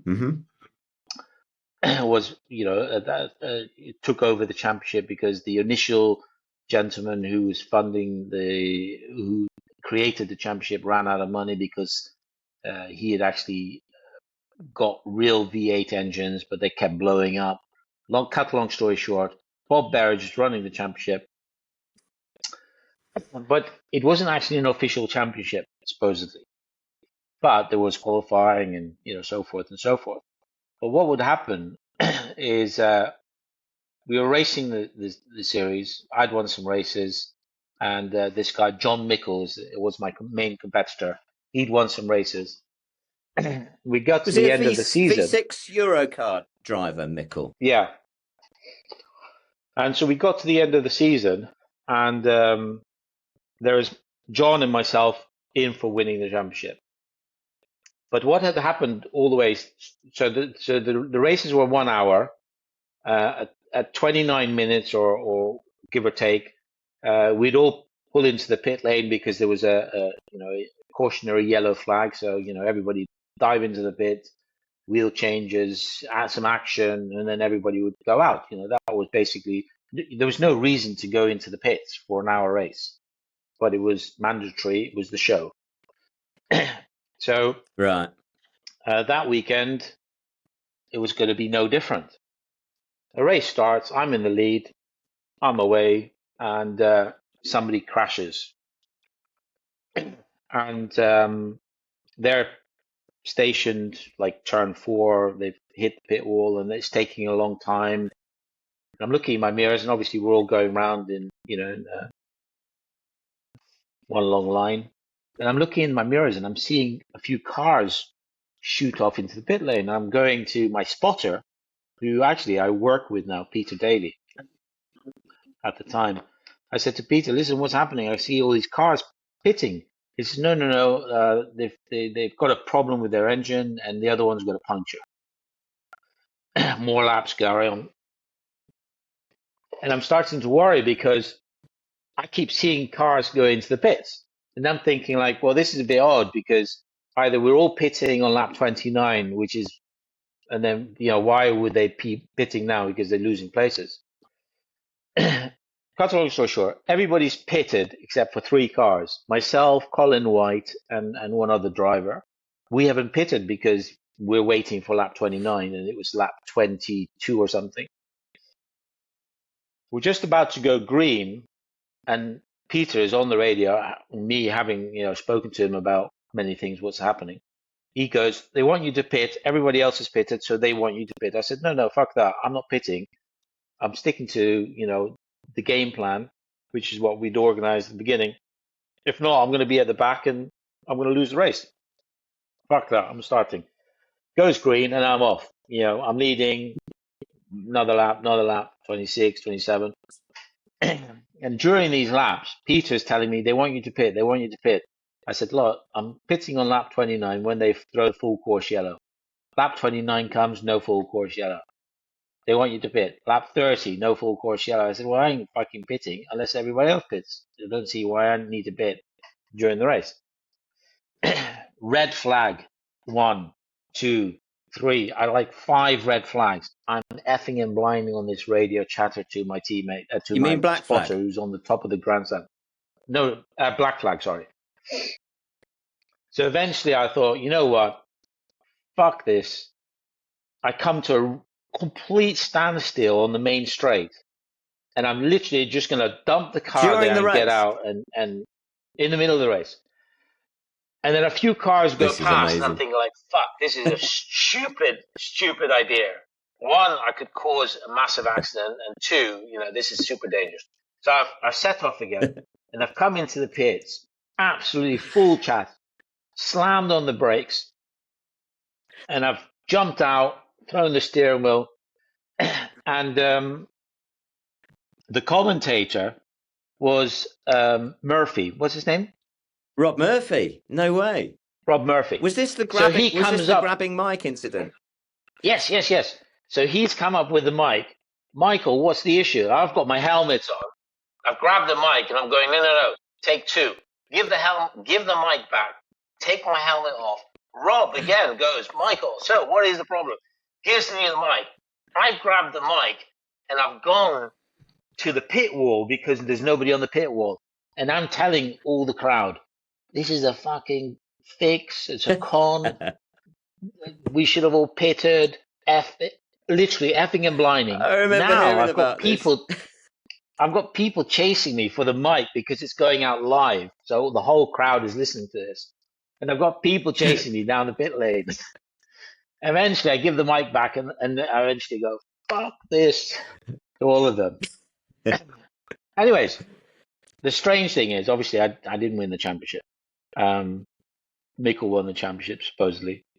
I was never asked by race control to go up and explain myself. Oh, really? So they knew they were in the wrong. I used every fucking word that starts with fuck that you can think of. You've just made an excellent YouTube short, mate. And so that made me go to America the following year. And so the picture we're looking at now is Daytona. That's me in the blue car. I see. So I'm getting ahead of myself a little. Right. Okay. So you actually, I never actually realised you went over to the States to do some racing. Yeah, I did 14 races. So I started in the ARCA Championship, which is the support race to the NASCAR, what was then Winston Cup. Yeah. And they use the same. So to the people who are not knowledgeable, the NASCAR, you have Winston Cup. Well, now you have what's it called now? Nextel Cup, I think it is. So you have the big one. Let's say is NASCAR is the wheelbase is X, and Busch which is the lower category, the wheelbase is slightly narrower. So the cars we were racing, ARCA, are the same as the NASCAR. So a lot of the NASCAR teams were running smaller teams in the ARCA championship. That's my spotter P today. This is in Pocono. It's the only tri-oval in America where you basically run third gear all the way around, and then you upshift to fourth down the straight. I had a puncture. If you show the other picture, I had a puncture. Yeah. I'm trying to slow down, and this guy drills me at 220 miles an hour and drives straight into the back of me. I had a hands. So that year was the first year for the hands device, which was used to weigh like a brick. Was this the spinning shots? Is that the? No, this is my first ever race, Daytona. Being a smart ass from Europe. This is another shunt. Being a smart ass, I thought, we go racing, but there it's actually an endurance race. Doesn't matter what happens in the first 10 laps. It's what happens afterwards.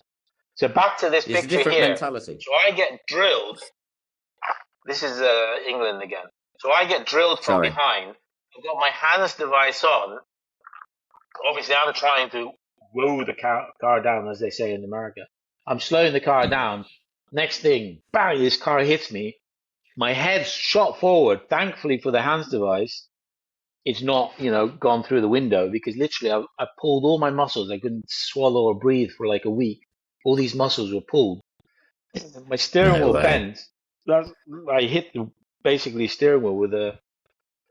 But thanks to the hands device, that was probably the first time that I used the hands device in effect, and that's how the car was left. That's what. Not much left of it. Isn't that what killed? That was left. Dale Earnhardt. That was.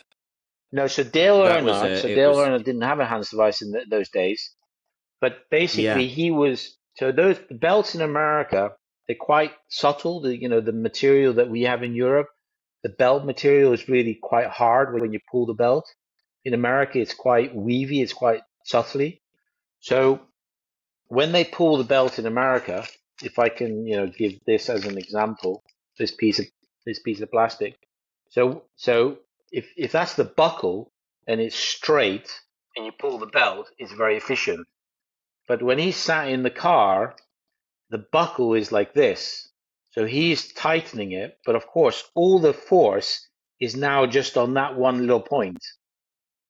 When there's an incident, the buckle's force is all there, and that's what sheared the belt, and that's what allowed him to then break his neck. Yeah. Shite. So the belts were changed, but also the hands device, because obviously he got slung out and broke his neck. Right. Yeah. So they changed it was around that sort of time, though, wasn't it? It was around that sort of time. It was I remember the year before. The hands device had just come out. Yeah. Bloody hell, man. Yeah, a lot of forces and Jesus. So eventually you ended up racing British GT. So then I ended up. Is that what we've got on here? And that's.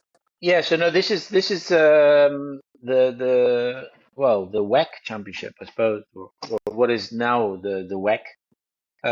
So this is GT2 Sebring 12 hours.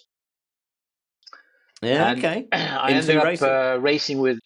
Yeah, so I ended up racing with a gentleman called Juan Barazzi, who I knew through the Radical and the Silverstone Racing School.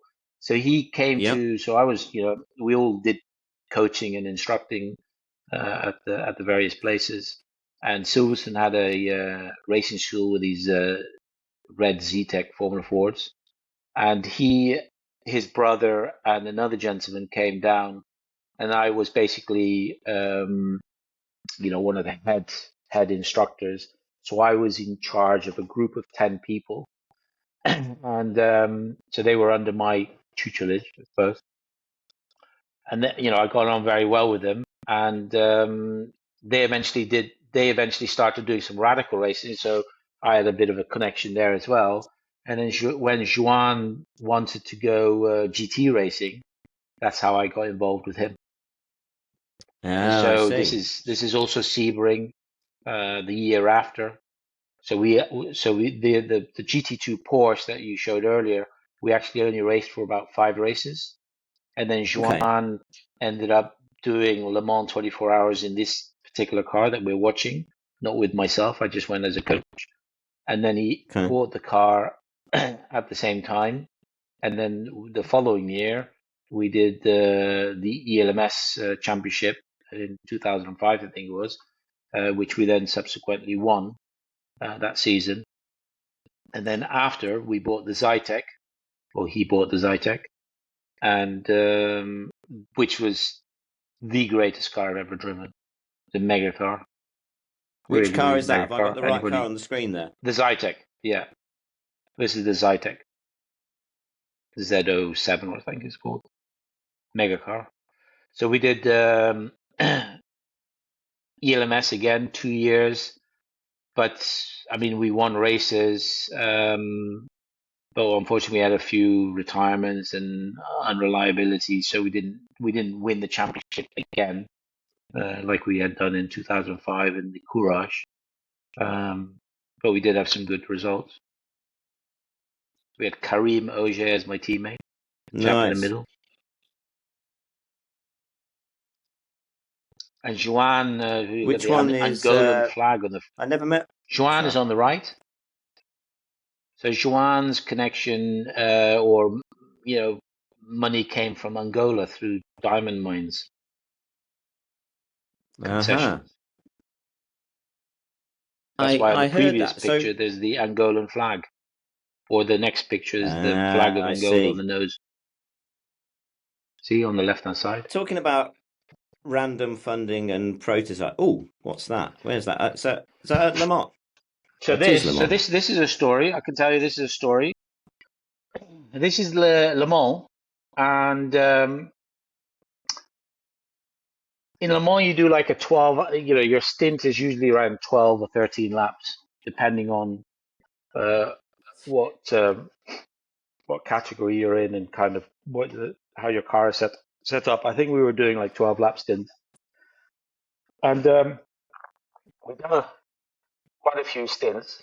And I got in the car, and you set off. You're not aware of anything. You just, you get told, right, you're in the car, you jump in and you drive. And I'm driving around, lap 8, 9, 10. And eventually I get to like probably lap 10, 11. And I see the flickering of the reserve light, fuel light, which, was kind of odd because I'd never seen it that early. So onto the radio, I said, listen, the fuel lights just come on. Bit odd. No, it's okay. You should be okay. You as a driver, you just listen to your team.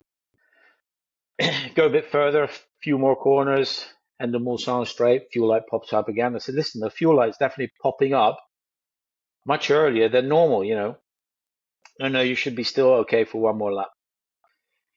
Go through the Porsche curves, and now it's, popping up more often. And just before the pit entrance, I said, listen, the fuel light's really popping up, and it's never done that before. No, you've got enough fuel. So off one goes, does it starts another lap, and Le Mans long laps. And as I come through Dunlop S's, fuel lights onto the Mulsanne straight, fuel light backs on, on off, down the straight obviously it goes off, through the chicane, on off. And I'm telling them this, and they said, no, you can't be, you've got enough fuel, boom, boom, boom, X, Y, Z. And what the teams do, they don't obviously measure how many liters they go in, they measure by weight. And so the engineer had obviously put into his calculation, the weight that was radioed across. And so he's looking and he's going, well, it should clearly be enough for technically 2 more laps. So I get to, cut a long story short, I get to the Porsche curves and the engine cuts out. And as I'm going through the Porsche curves, as I enter the Porsche curves, there's a long right-hander, it's a fast right-hander.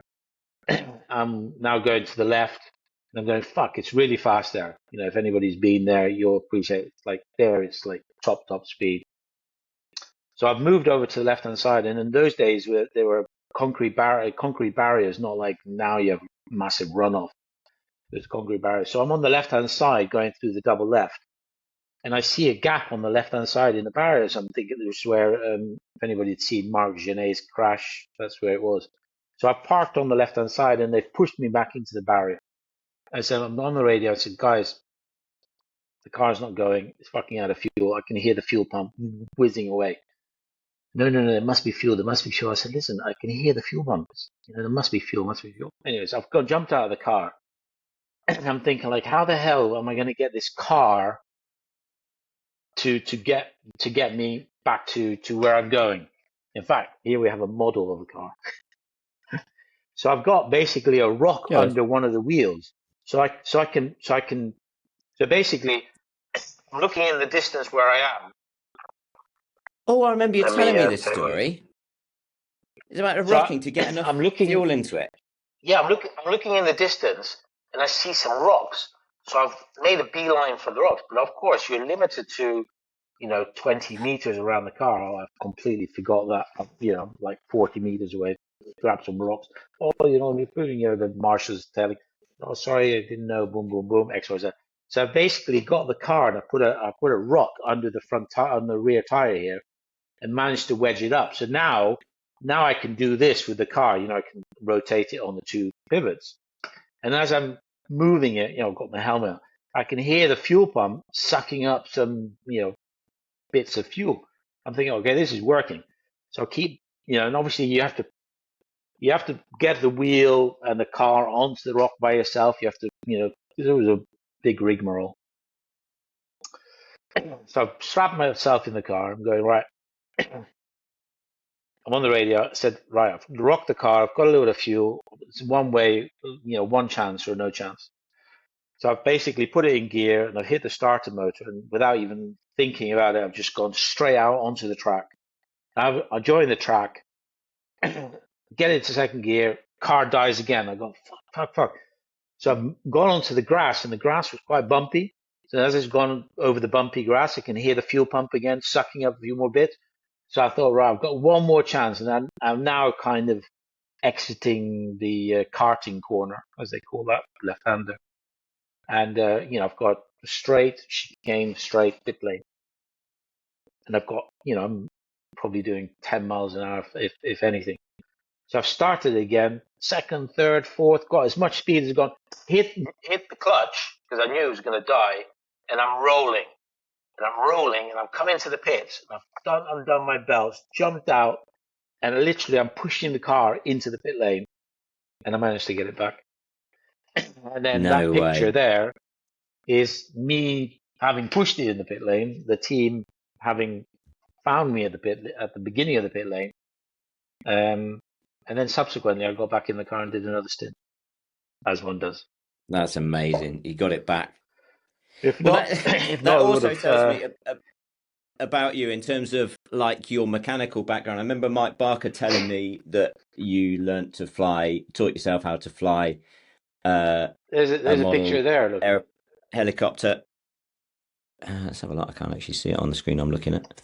Me working on a Radical. My dad. Yeah. Well, that was when I was with you. That's in the public car park in Dubai. At Nordschleife, isn't it? Oh, is it? No, that's. I think that's in Dubai. Witnessed this that could be pub. I think that's in that. No, but I think that's Dubai. Yeah, but it's Dubai sure? because I've got my Saudis. So I was a team manager for M Team. Yeah. So my driver had a crash. So basically, I'm fixing the car for him. Well, we had the same sort of thing when we did that Radical experience with Dave Tilley, the unique track days thing, and I remember we had some kind of problem. You had exactly the same thing. You're pulling the car apart. You're fixing the car, and it's like for roundy boys that us the rally boys love to call us. It's really unusual to have a roundy boy that can actually pull a car apart, put it back together, fix a car. That's proper old school stuff. That comes from being involved as a gopher though. In that 1988 season. Yeah. And, living with mechanics, mechanicking on my car. I mean, a gopher job is the worst job you can have in a race team because all it does is means you're running around polishing wheels and polishing bodywork. So Yeah, it's a but do you shit know job, what? but you do pick up a lot of stuff. You pick up loads of stuff. Not that I've ever done that. I mean, I was a car valeter myself, but um, Jake Hill is a great example of that. So when he's just won the British Touring Car Championship, which is absolutely mega. Yeah, And I messaged Si to say, mega his old job. man Yeah, Simon, to say, it's such a warm feeling that it kind of gives. I would say it's a warm feeling of British motorsports. It's a kid that's come from not that much money, that's just worked away at it and worked away and worked away and finally got his end result. And it's the only championship that he's ever won. Only championship he's ever won. It's a decent championship to go and win. And he said in the interview, that's where he started, was a gopher. That's washing wheels off in Matt Neal's cars. a funny thing with Jake Hill is there's a guy called John Miskin who works with Jake Hill. Yeah. John Miskin, funny story, 1988 Formula Ford Festival. Miskin Motors was the sponsor of Cirrus Motorsport, and they had a Okay. van. So that was the team van, because obviously so people know Formula Ford Festival, you're not based in the paddock, you're based outside of the paddock. So you get either a van, or nowadays everybody has quads, of course, or a golf cart. But in those days you had vans, and you'd take the van with your equipment to the pit lane to service the car whilst you're in the pit lane, and then you drive the van back. So John had a company called Miskin Motors, a Nissan dealer, and so They were in he'd Banbury, my supplied hometown. the race. That's it. So they'd supplied a van to the race team, Cirrus Motorsport, the Opel Lotus team. And so for '88, when I was doing the festival, they'd supplied, we had the facilities of this van. But of course, during the night, everybody was going out, and I didn't drink, so I was always the nominated driver. So on the, I think it was on the Saturday, no, it was on the Sunday. On the Sunday evening after the festival, all the mechanics got hammered, and they all wanted to go out for dinner to some Indian or whatever. So I'm driving, and I'm driving down the lanes near Brands, and they're narrow lanes. And not only are they narrow, but they've got banking on the sides. There's this girl in the back. All I can remember is there's this girl. I can't remember who she was. She was being undressed in the back. The guys were rowdy in the back. I was going sideways, left, right, and side. So they were all, going left, right. So they were having a party in the back. And I've gone into this corner a bit too fast, and I've hit the banking. This Nissan, the van. I mean, if that was the van, the bumper would stick out like this far. So I've hit the bumper onto the banking, and the van is slowly pitched up, and we've landed on its side, and we're sliding down the road on the side. No way. As mechanics, everybody bails out, nothing's happened. 2 minutes later, there's a few cars that appear, car gets put back on the wheels, and off we go. But of course, Monday morning, the van is the van is now back at the workshop. So we've put the van with a completely shunted side against the Yep. wall, and then Ken Right up next, close Stanford to came something. back. Yeah, exactly. Ken Stanford came back up, the boss, and he goes, "Why is the van parked against the wall that far?" Anyways, we had to come clean, of course, and then we got done, and we all had to chip into the. But yeah, if you ever speak to John Miskin, ask him about the van. I'm really hoping to Yeah, speak so to we John got back Miskin. on Well, that path. I can tell you another story back. So it's not as entertaining, but here's a random thing. So John helped to find sponsorship. He's kind of been involved in motorsport, and I'm speaking on his behalf, don't really know that much, but I know he's been involved in motorsport, like sponsorship finding and all sorts. And I bumped into John a couple of years ago at at Donington and started having a chat, and he was like, "How's your dad?" And I was like, I didn't really know he knew my dad. I knew he was a motor trader in Banbury, and that's kind of how I knew John Miskin, but I Yeah. didn't know he was that involved in motor racing. And then one thing led to another, and he said, I remember your granddad. And I was like, "How did you know my granddad?" And he said, "I used to work at Lexi Cars in Oxford in the 1970s." And then my dad's filled in the story in between. Like, my dad's first sales job was at Lexi Cars, selling Renault 5s. Funny enough, they're just producing a new Renault 5 and Renault 4s and stuff like that. They And it are. was at Lexi Cars, and he worked with John back then. And my granddad used to be a dinger, and used to ding. Used to be on a production line at Cowley, and he used to take the dents out. Then so he used to come around, take the dents out of cars, and that was, yeah. Unfortunately, my granddad passed away, but he had a heart attack actually in front of John Miskin on that bloody day, and Wow. 2 or 3 weeks later he was dead. But Yeah. it was like it's just a random thing that I didn't know that he knew my granddad. But I'm hoping Yeah, I'd yeah, really love to speak to that, John. Actually, I'd like to speak John and that's the Cy crazy thing about motor racing. and Jake. That's the crazy thing about motor racing. It is a very small world.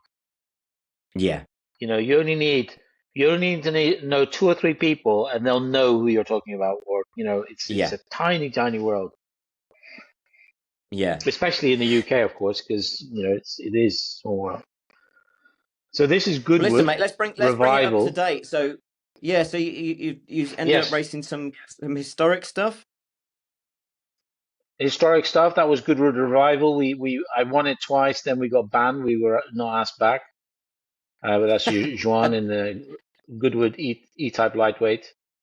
Was there anything Great to do with car. you fighting or grabbing microphones or anything, or what's No, no, no, no. what? It's just I had pole position twice, lap record twice, and won it twice, and then they decided, right, we've had enough of that E-type. We're not inviting them back. Funny. Lord March is very They, much you a know, they've. Ferrari, so he wanted the Ferrari one to win.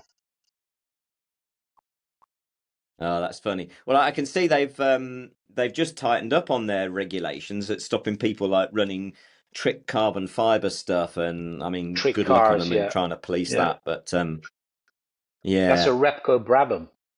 That's a nice car. What? Wow. So Porsche you driving that as 917. well? Yeah, that was the Festival Speed, the Hillclimb. That was Yeah, Joan's cool, car. man. Joan, so my teammate Joan raced that and won the European Championship in that. Oh, really? This There's is the other random Supervan. things like this. Do you know what? I remember this drive. Was this like early N- 90s? Yeah, 95, 96. This I is a remember seeing that. 910 Was that you that did the scale driving for that? transit van. Yeah, yeah. I went all over Europe. 910 scale um, transit van. The front is a C100 Group C car, and the rear was a Ford, the Benetton Formula One chassis from the rear. So it had the Yeah, HB engine yeah. in the back, and so it used to go down the straight like 160 miles an hour, but really bad in tight corners because the diff would lock up and then it would start to hop. But it was super fast, Oh, super really? fast.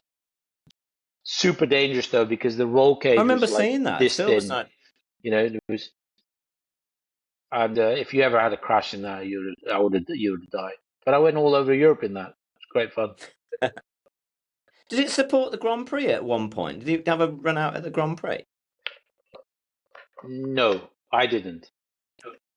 They had the Renault I just Espace. remember seeing that, Captain. Ah, yeah, maybe that was it. Maybe that was it. With Prost driving it, maybe. The Renault Espace. That's right. Yeah, that was. I mean, the budget for this was, a pittance to what Renault spent on their Espace. That Espace was awesome. That's Looked amazing. that's proper. Talking about random things, here's one that I wanna look at because this is an amazing. Now you're now. Oh, hang on, because it's not probably showing it on screen. Bear with me while I'm still learning this tech stuff. Let me find it. Here we go. Right. Here we go. You'll know what this one is. Tell me Yes, the story Bennett. behind this. This is amazing. Right. So Phil Bennett, we're very good friends. Actually, there's three of us. Robin Liddell, who I shared a house with for many years, and Phil Bennett, who became a good friend of ours. So Phil is an adventurer, and he's also multi-talented and jumping from one job to another. So eventually he decides to become a gyrocopter pilot and instructor. But to become an instructor, he needs to teach two individual people from new. So I said, yeah, I'll sign up. I'll become a pilot. Why not? Always enjoyed it. So I ended up doing quite a bit of flying with him over the UK whilst he was doing his hours. And then I got my license, and I was, I did that quite quickly because I had time as I was working in the Middle East. So during the summer, I had a lot of time. So Phil, one of his great ideas was, let's go to France to watch this aerobatics, plane aerobatics in the south of France. Let's go there in the gyrocopter, as an adventure. So we ended up, flying all the way down to the south of France in the gyrocopter across the English Channel. Obviously, we had to wear the immersion suits because if you go into the water, you have 3 minutes, 5 minutes before you get hypothermia. So we suited up. So we flew literally to the English, I can't remember what airport it was, but to the south of England. Before we hopped over, we stopped, showed our paperwork, got in the immersion suits, flew across, which was quite daunting because obviously you've got nowhere to land except for the water. And then, oh my God! So the first thing from landed. that shot, let's put it up. I'll put it back on again. Actually, just to the Yeah, first it's thing amazing, you see actually. when you see that, it's like, holy crap! There's literally, Oh, yeah, no. Well, it's you just the obviously water, fly high so you can glide. So right? for those that don't know what a gyrocopter, if you look at the top there, the rotor, it's not powered by the engine. It's literally powered by the aerodynamic, the pushing of the engine that's behind the pilot. So we're being pushed along by an engine and a prop, and that's spinning the rotor, and that's keeping us suspended or flying. If the engine that's pushing us stops, you can then auto rotate, which is what a helicopter would do when it doesn't have power. Auto rotate down Yeah. to the ground. So we're in constant auto rotation. They're great fun. They've got a bad name for themselves because a lot of people have crashed them because in the old days people would buy them as kits Because they've and been instructed by build Phil them Bennett. themselves in a well, that also, well, we won't go there. We won't touch on that one. But no, we had a lot I of fun. love Phil. Did a He's lot of great. flying, and anybody that has a go in a gyrocopter will appreciate it. It's like a motorbike in the sky. It's not super fast, but because you've got nothing around you, it's a lot of freedom. Yeah. Yeah, Uh, another crazy adventure. Talking about learning to fly, my understanding, I heard a story once that you taught yourself how to fly a commercial airliner. No, so I know where you're getting from. I know where you're getting to. So, so when I raced in America in NASCAR, it was the year of 9/11. At the end of the year, it was 9/11. So that basically put the end to my American dream. So I came back to the England, and years later, I ended up working in Saudi Arabia for a small a race circuit called Reem Racing just outside Riyadh. And one of the people, one of the drivers or one of the drivers that was at the track was a so-called, his name is Faisal bin Laden from the bin Laden family. So I say I've eventually I heard end that up, surname before. I end up and so the funny thing is, I ended up living in their house, and then obviously them, living in their house, getting paid by them having ruined my career back in the day in America.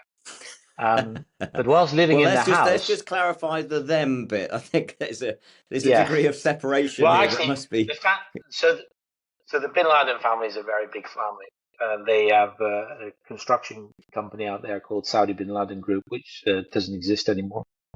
But they were like the biggest construction group in Saudi Arabia. They had like 160,000 employees, and Wow. I basically ended up with one of the family members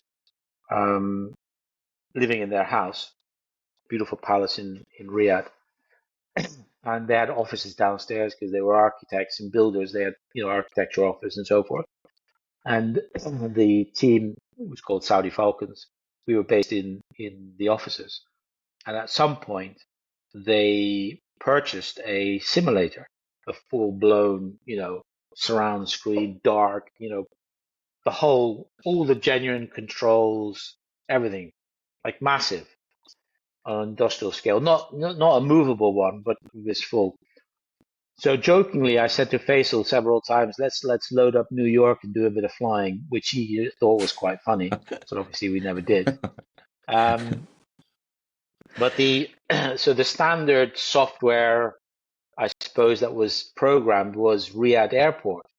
So on one, empty week when I was not doing much, I decided, I'm going to learn how to fly this thing because it can't be that difficult. And it's actually not that difficult to start because all the panels above you are to start the engine, or the procedure starts from the top. So you start from one side and you go work your way that way. Obviously, then you start the engines, which are down at the bottom with the APU and so forth and so forth. And eventually you get it going. And but I couldn't really at that point do any of the aeronautical stuff, the computer to guide me. So it was more of a visual. So I've taken off, and taking off is not that difficult. As long as you've got flaps, you've got throttle, eventually take off without even pulling back.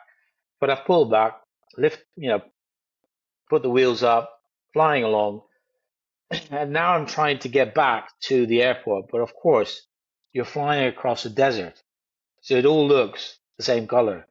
So literally, I spent an hour probably trying to find this bloody airport, and then eventually I found it, and I think I did maybe 5 or 6 attempts, and then landed it.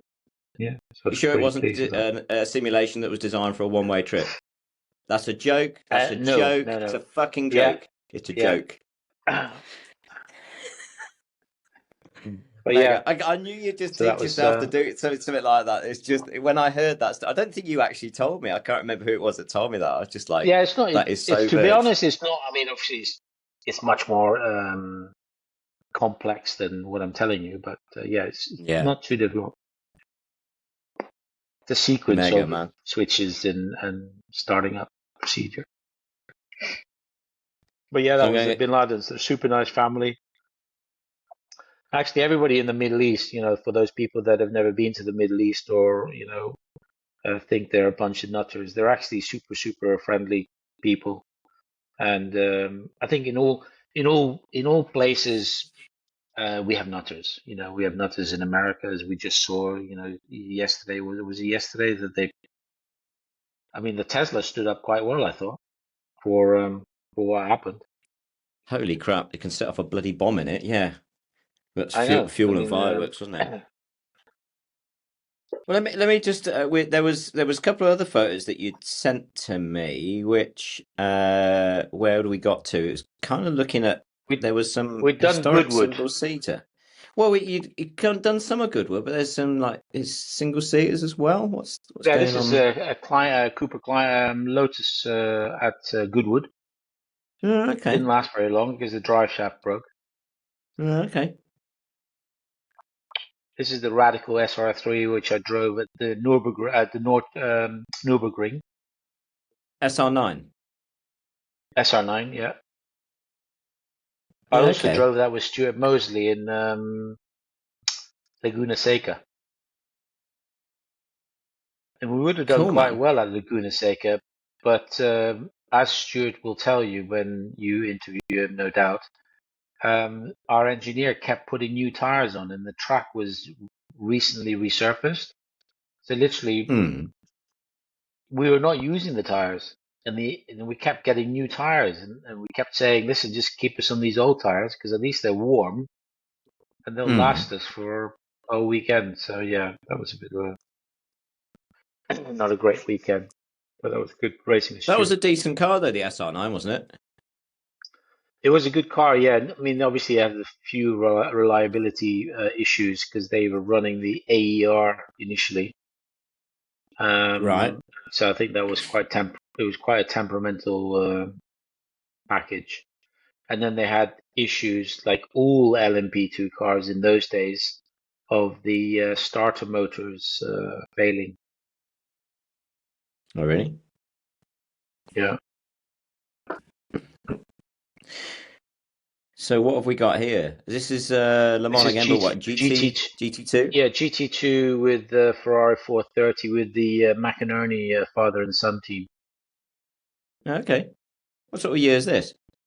But they really they're only, I mean, they'll probably hate me for saying it, but they only wanted to get to Le Mans. Once they'd done Le Mans, they basically called it a day. So we did Hmm. I think 2 races before that, Barcelona and Spa, and then Le Mans was the next race, and then at the end of Le Mans, okay, we finished, but they were super happy to have finished, but like when Yeah. you're racing to win, to finish is not really the same. You don't race to win, do But you, no, a Verge? nice family. No, this was with Faisal bin Laden, Saudi bin Laden group, Okay, yeah, yeah, yeah. Dubai 24 Sounds hours. like you had a. It sounds like you had a good time over there. It's interesting, actually, just coming back to the whole Saudi thing, because I think it's generally becoming a bit more acceptable. It sounds stupid, but I suppose there is a bit of a reputation of the region. But well, a boxing. So I like to watch a lot of boxing, and obviously you've got the whole Riyadh season that's been going on, and you see that obviously the English promoters, British promoters are getting involved in that, and they're bringing stuff over to Wembley, and I think they're But moving forward. ultimately, we're there because there's money there. Yeah, simple as Hmm. that. But Hmm. I think I think we have not given them a fair treatment because yes, 10 years ago when I started working there, which was like 2005, 6, if you went to a McDonald's or a Starbucks or any restaurant, there were two doors. One was for singles, as in men, and the other one was for families, couples or families. And literally, there were two restaurants or two doors, two venues to every place you went. No cinemas, no, at prayer time, it would basically, the whole country would shut down. And so when I first went out there, I was told, oh, they're very bad, X, Y, Z. But I was thinking to myself, having been there a few years, well, hold on, if we go back, in Europe 100 years, we were hanging people, we were slaughtering people, we were killing people left, right, and center. We didn't think anything else of it. It's just that they, with their oil money, became very wealthy. They are. I wouldn't say a dictatorship, but basically the royals rule there. Um, but they look after themselves. They look after the Saudi people very well. Now, okay, that Hmm. does mean that there are a lot of foreigners, especially from third world countries like Bangladesh and Pakistan and so forth, that are working there. But when you work out there, and you talk to the people from Bangladesh who are earning, call it $200 a week or $200 a month, they are actually very happy because they're earning $200 more than they would do in Bangladesh, and they get to Yeah. send that money. They get to send that money to their families. So it's Yeah. Yeah. it's we're very very it's easy to be very critical, Mm. but at the same time, Saudi was a third world country until they found oil, made a lot of money, but didn't develop Hmm. as fast as maybe Europe did, or Western America. It'd also be But they're very interesting friendly out speaking to there. someone. I haven't heard any bad things apart from the whole workers' rights. That again, going down a whole rabbit hole on that. But um, if you spoke to someone that was a native of Saudi and asked their opinion on some of the stuff that's been happening over here, I think that would be an interesting conversation as well, because there's a strong argument, without going too far down the path of the whole woke mindset and all the rest of that, but that we've gone too far the other way, and Way too far. Way too far. and so, like, where's the optimal point? Well, the optimal point, I mean, certainly where the States is going at, certainly voting the leader that they've just voted in, they're pulling back from the direction that they went. Well, we're currently still heading in that direction at the moment, contrary to what most of the rest of Europe are doing. And it'll be an interesting time. I mean, when I started this podcast, some of the stuff that I post on social media is probably seen to be controversial, but I post it because I believe it's the truth. And Yeah, I sometimes the think truth. with your podcast, it's very easy to diverge into politics.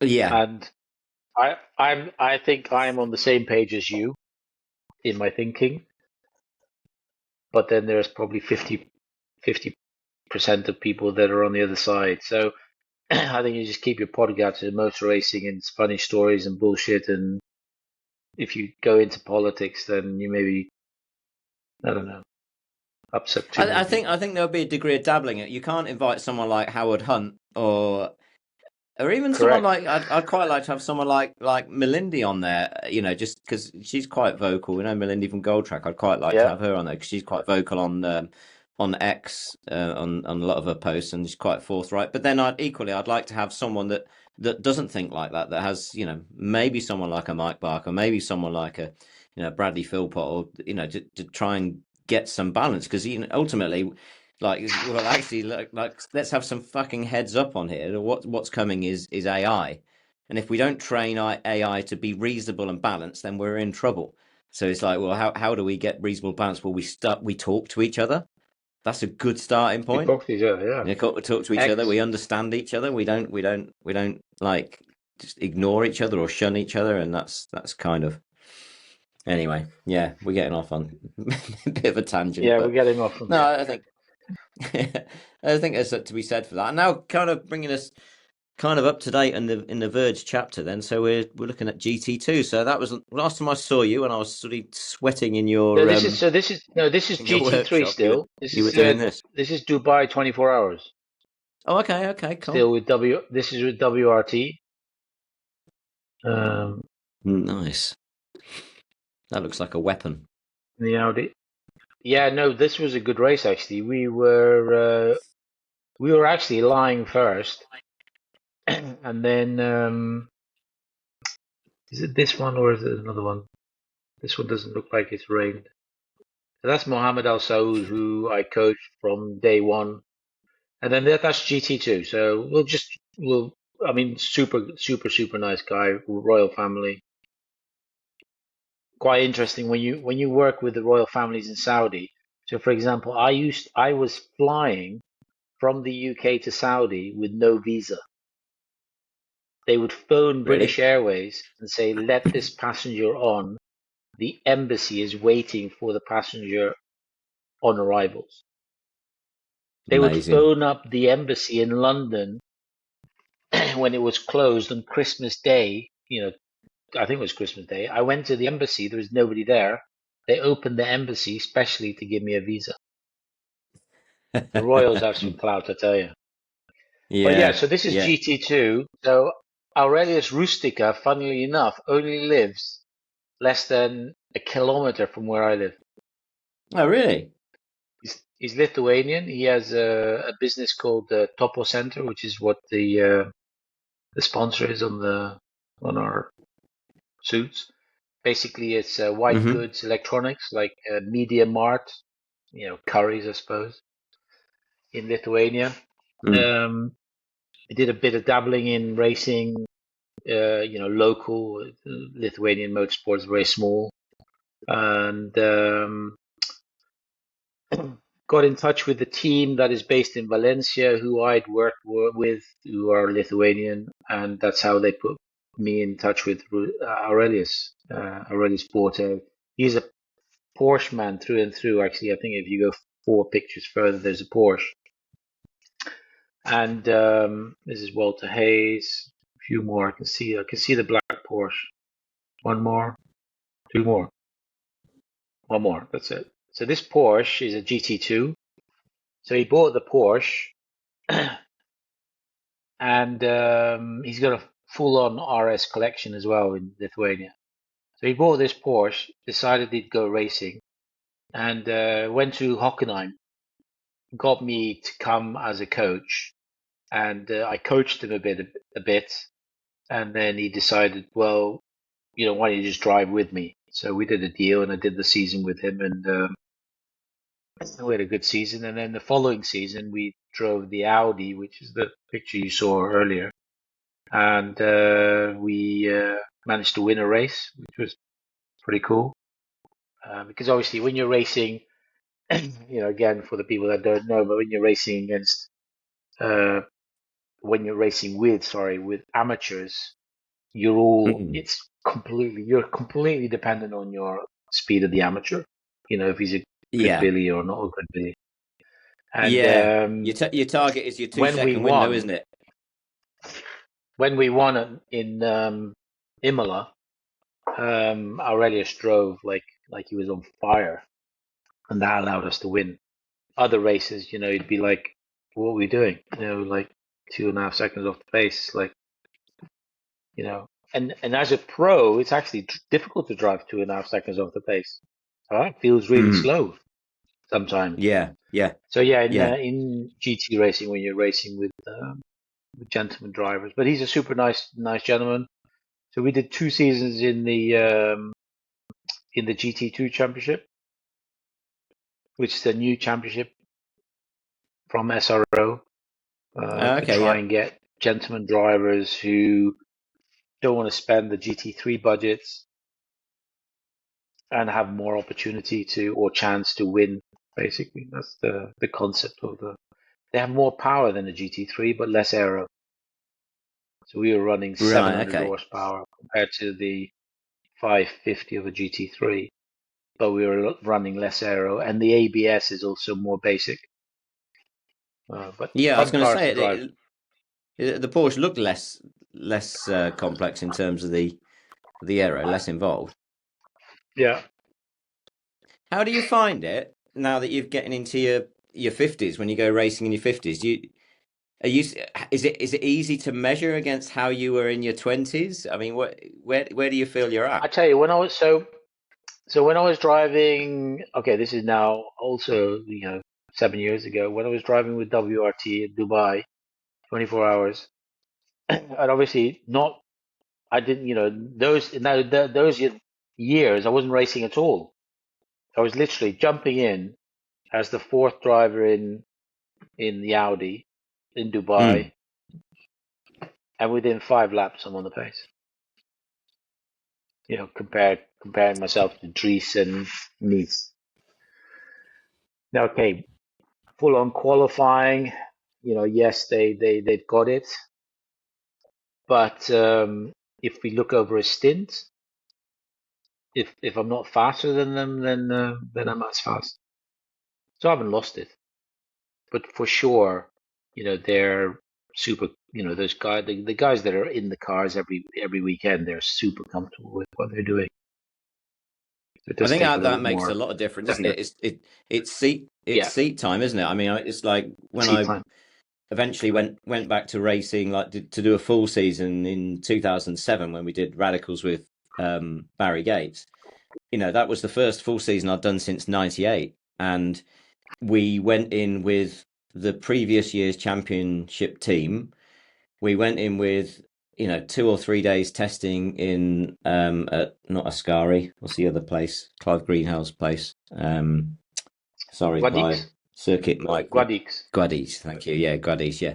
And so we'd done a winter testing program out there, and we'd done several tests. So it was the first car racing championship that I'd done that I'd properly tested for, and we hit the ground running. I mean, we won the first race from the back of the grid because we had a mechanical problem in the race, and me and Brad Ellis, teammates, he was the second, I was first, and we'd started literally at the very back of the grid, and we'd set, between us, we pretty much swept up the whole championship, and it was like that was just because they'd engineered the car well.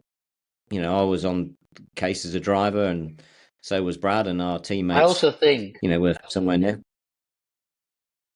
I also think because we did so much fucking about at these racing schools, we've been in every situation that one can think of, and so you remember that.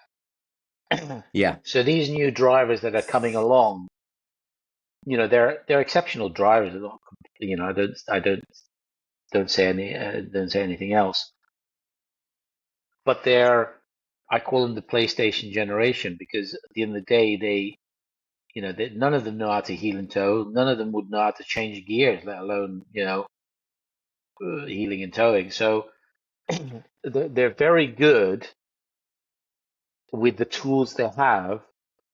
But when you bring in new scenarios like we are used to, I think there is still scope for us older generation drivers to, excel. And you see that. You see the older drivers are still competitive. yeah, yeah. Alonso's a good example of that. It'd be interesting to see how long Alonso he is a keeps great going, example. and a Hamilton I mean, soon will be. I mean, eldest statesman. I mean, let's face it, he's knocking on the door of 40, isn't he? but Formula One is very much the car, you know.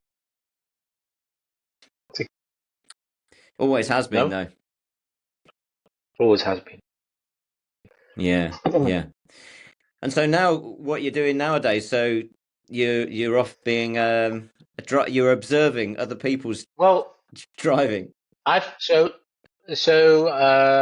Peter Daly, who was my spotter back in the Ascar days, um, introduced me to British GT race director at the time. Can't remember his name now. Sorry. My apologies to him. He's passed away now. But anyways, I ended up working for British GT as a driving standards advisor, and this last season was my 10th year for British GT. Phil And Bennett was doing a bit of that as well, so, wasn't he? When I saw him at yeah, Donington, I Phil, think he was doing that. Phil's been doing it for GT Cup. So Aha, that was it. Yeah. he stood in for me a couple of times, as has Rob Barth when I've had clashing events, and Robin Liddell's also stood in for me a couple of times. Again, when it's been clashing events. But yeah, Phil's been doing GT Cup. Yeah. So I've been doing I'd it love. for 10 years. I was going And to say I'd love to get you and Robin and Bennett. It's like they're the three. It's we are like the the three wise trio. monkeys.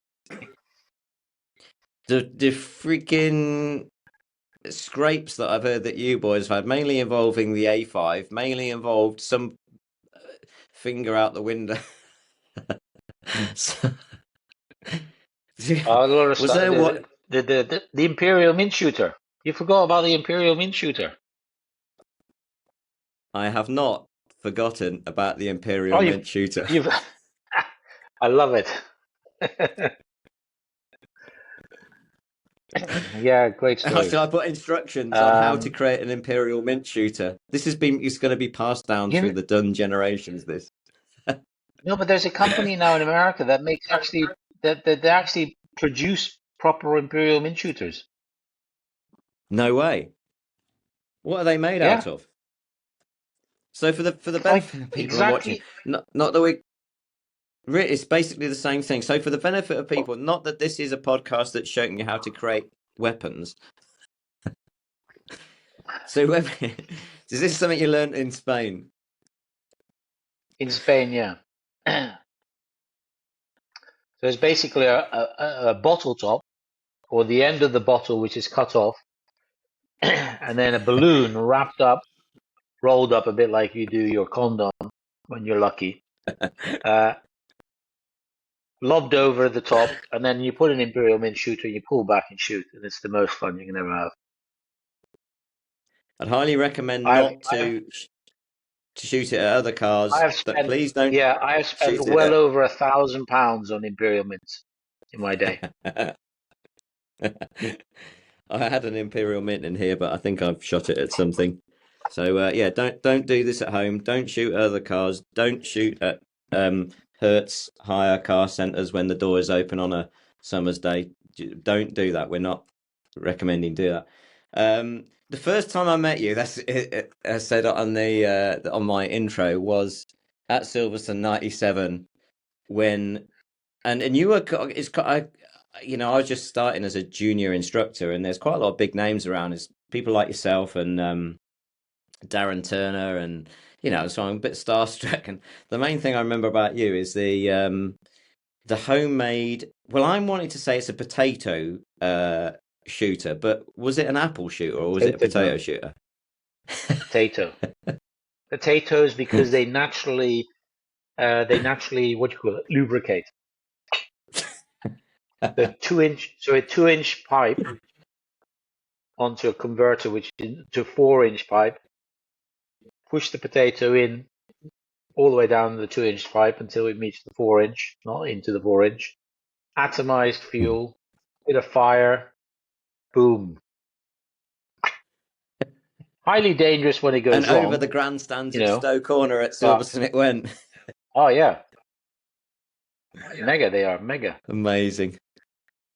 So that was the overriding impression I got of Michael Vergers. And one final thing, I love this photo. Let's fast forward. And I was like, where is this photo, Vergers?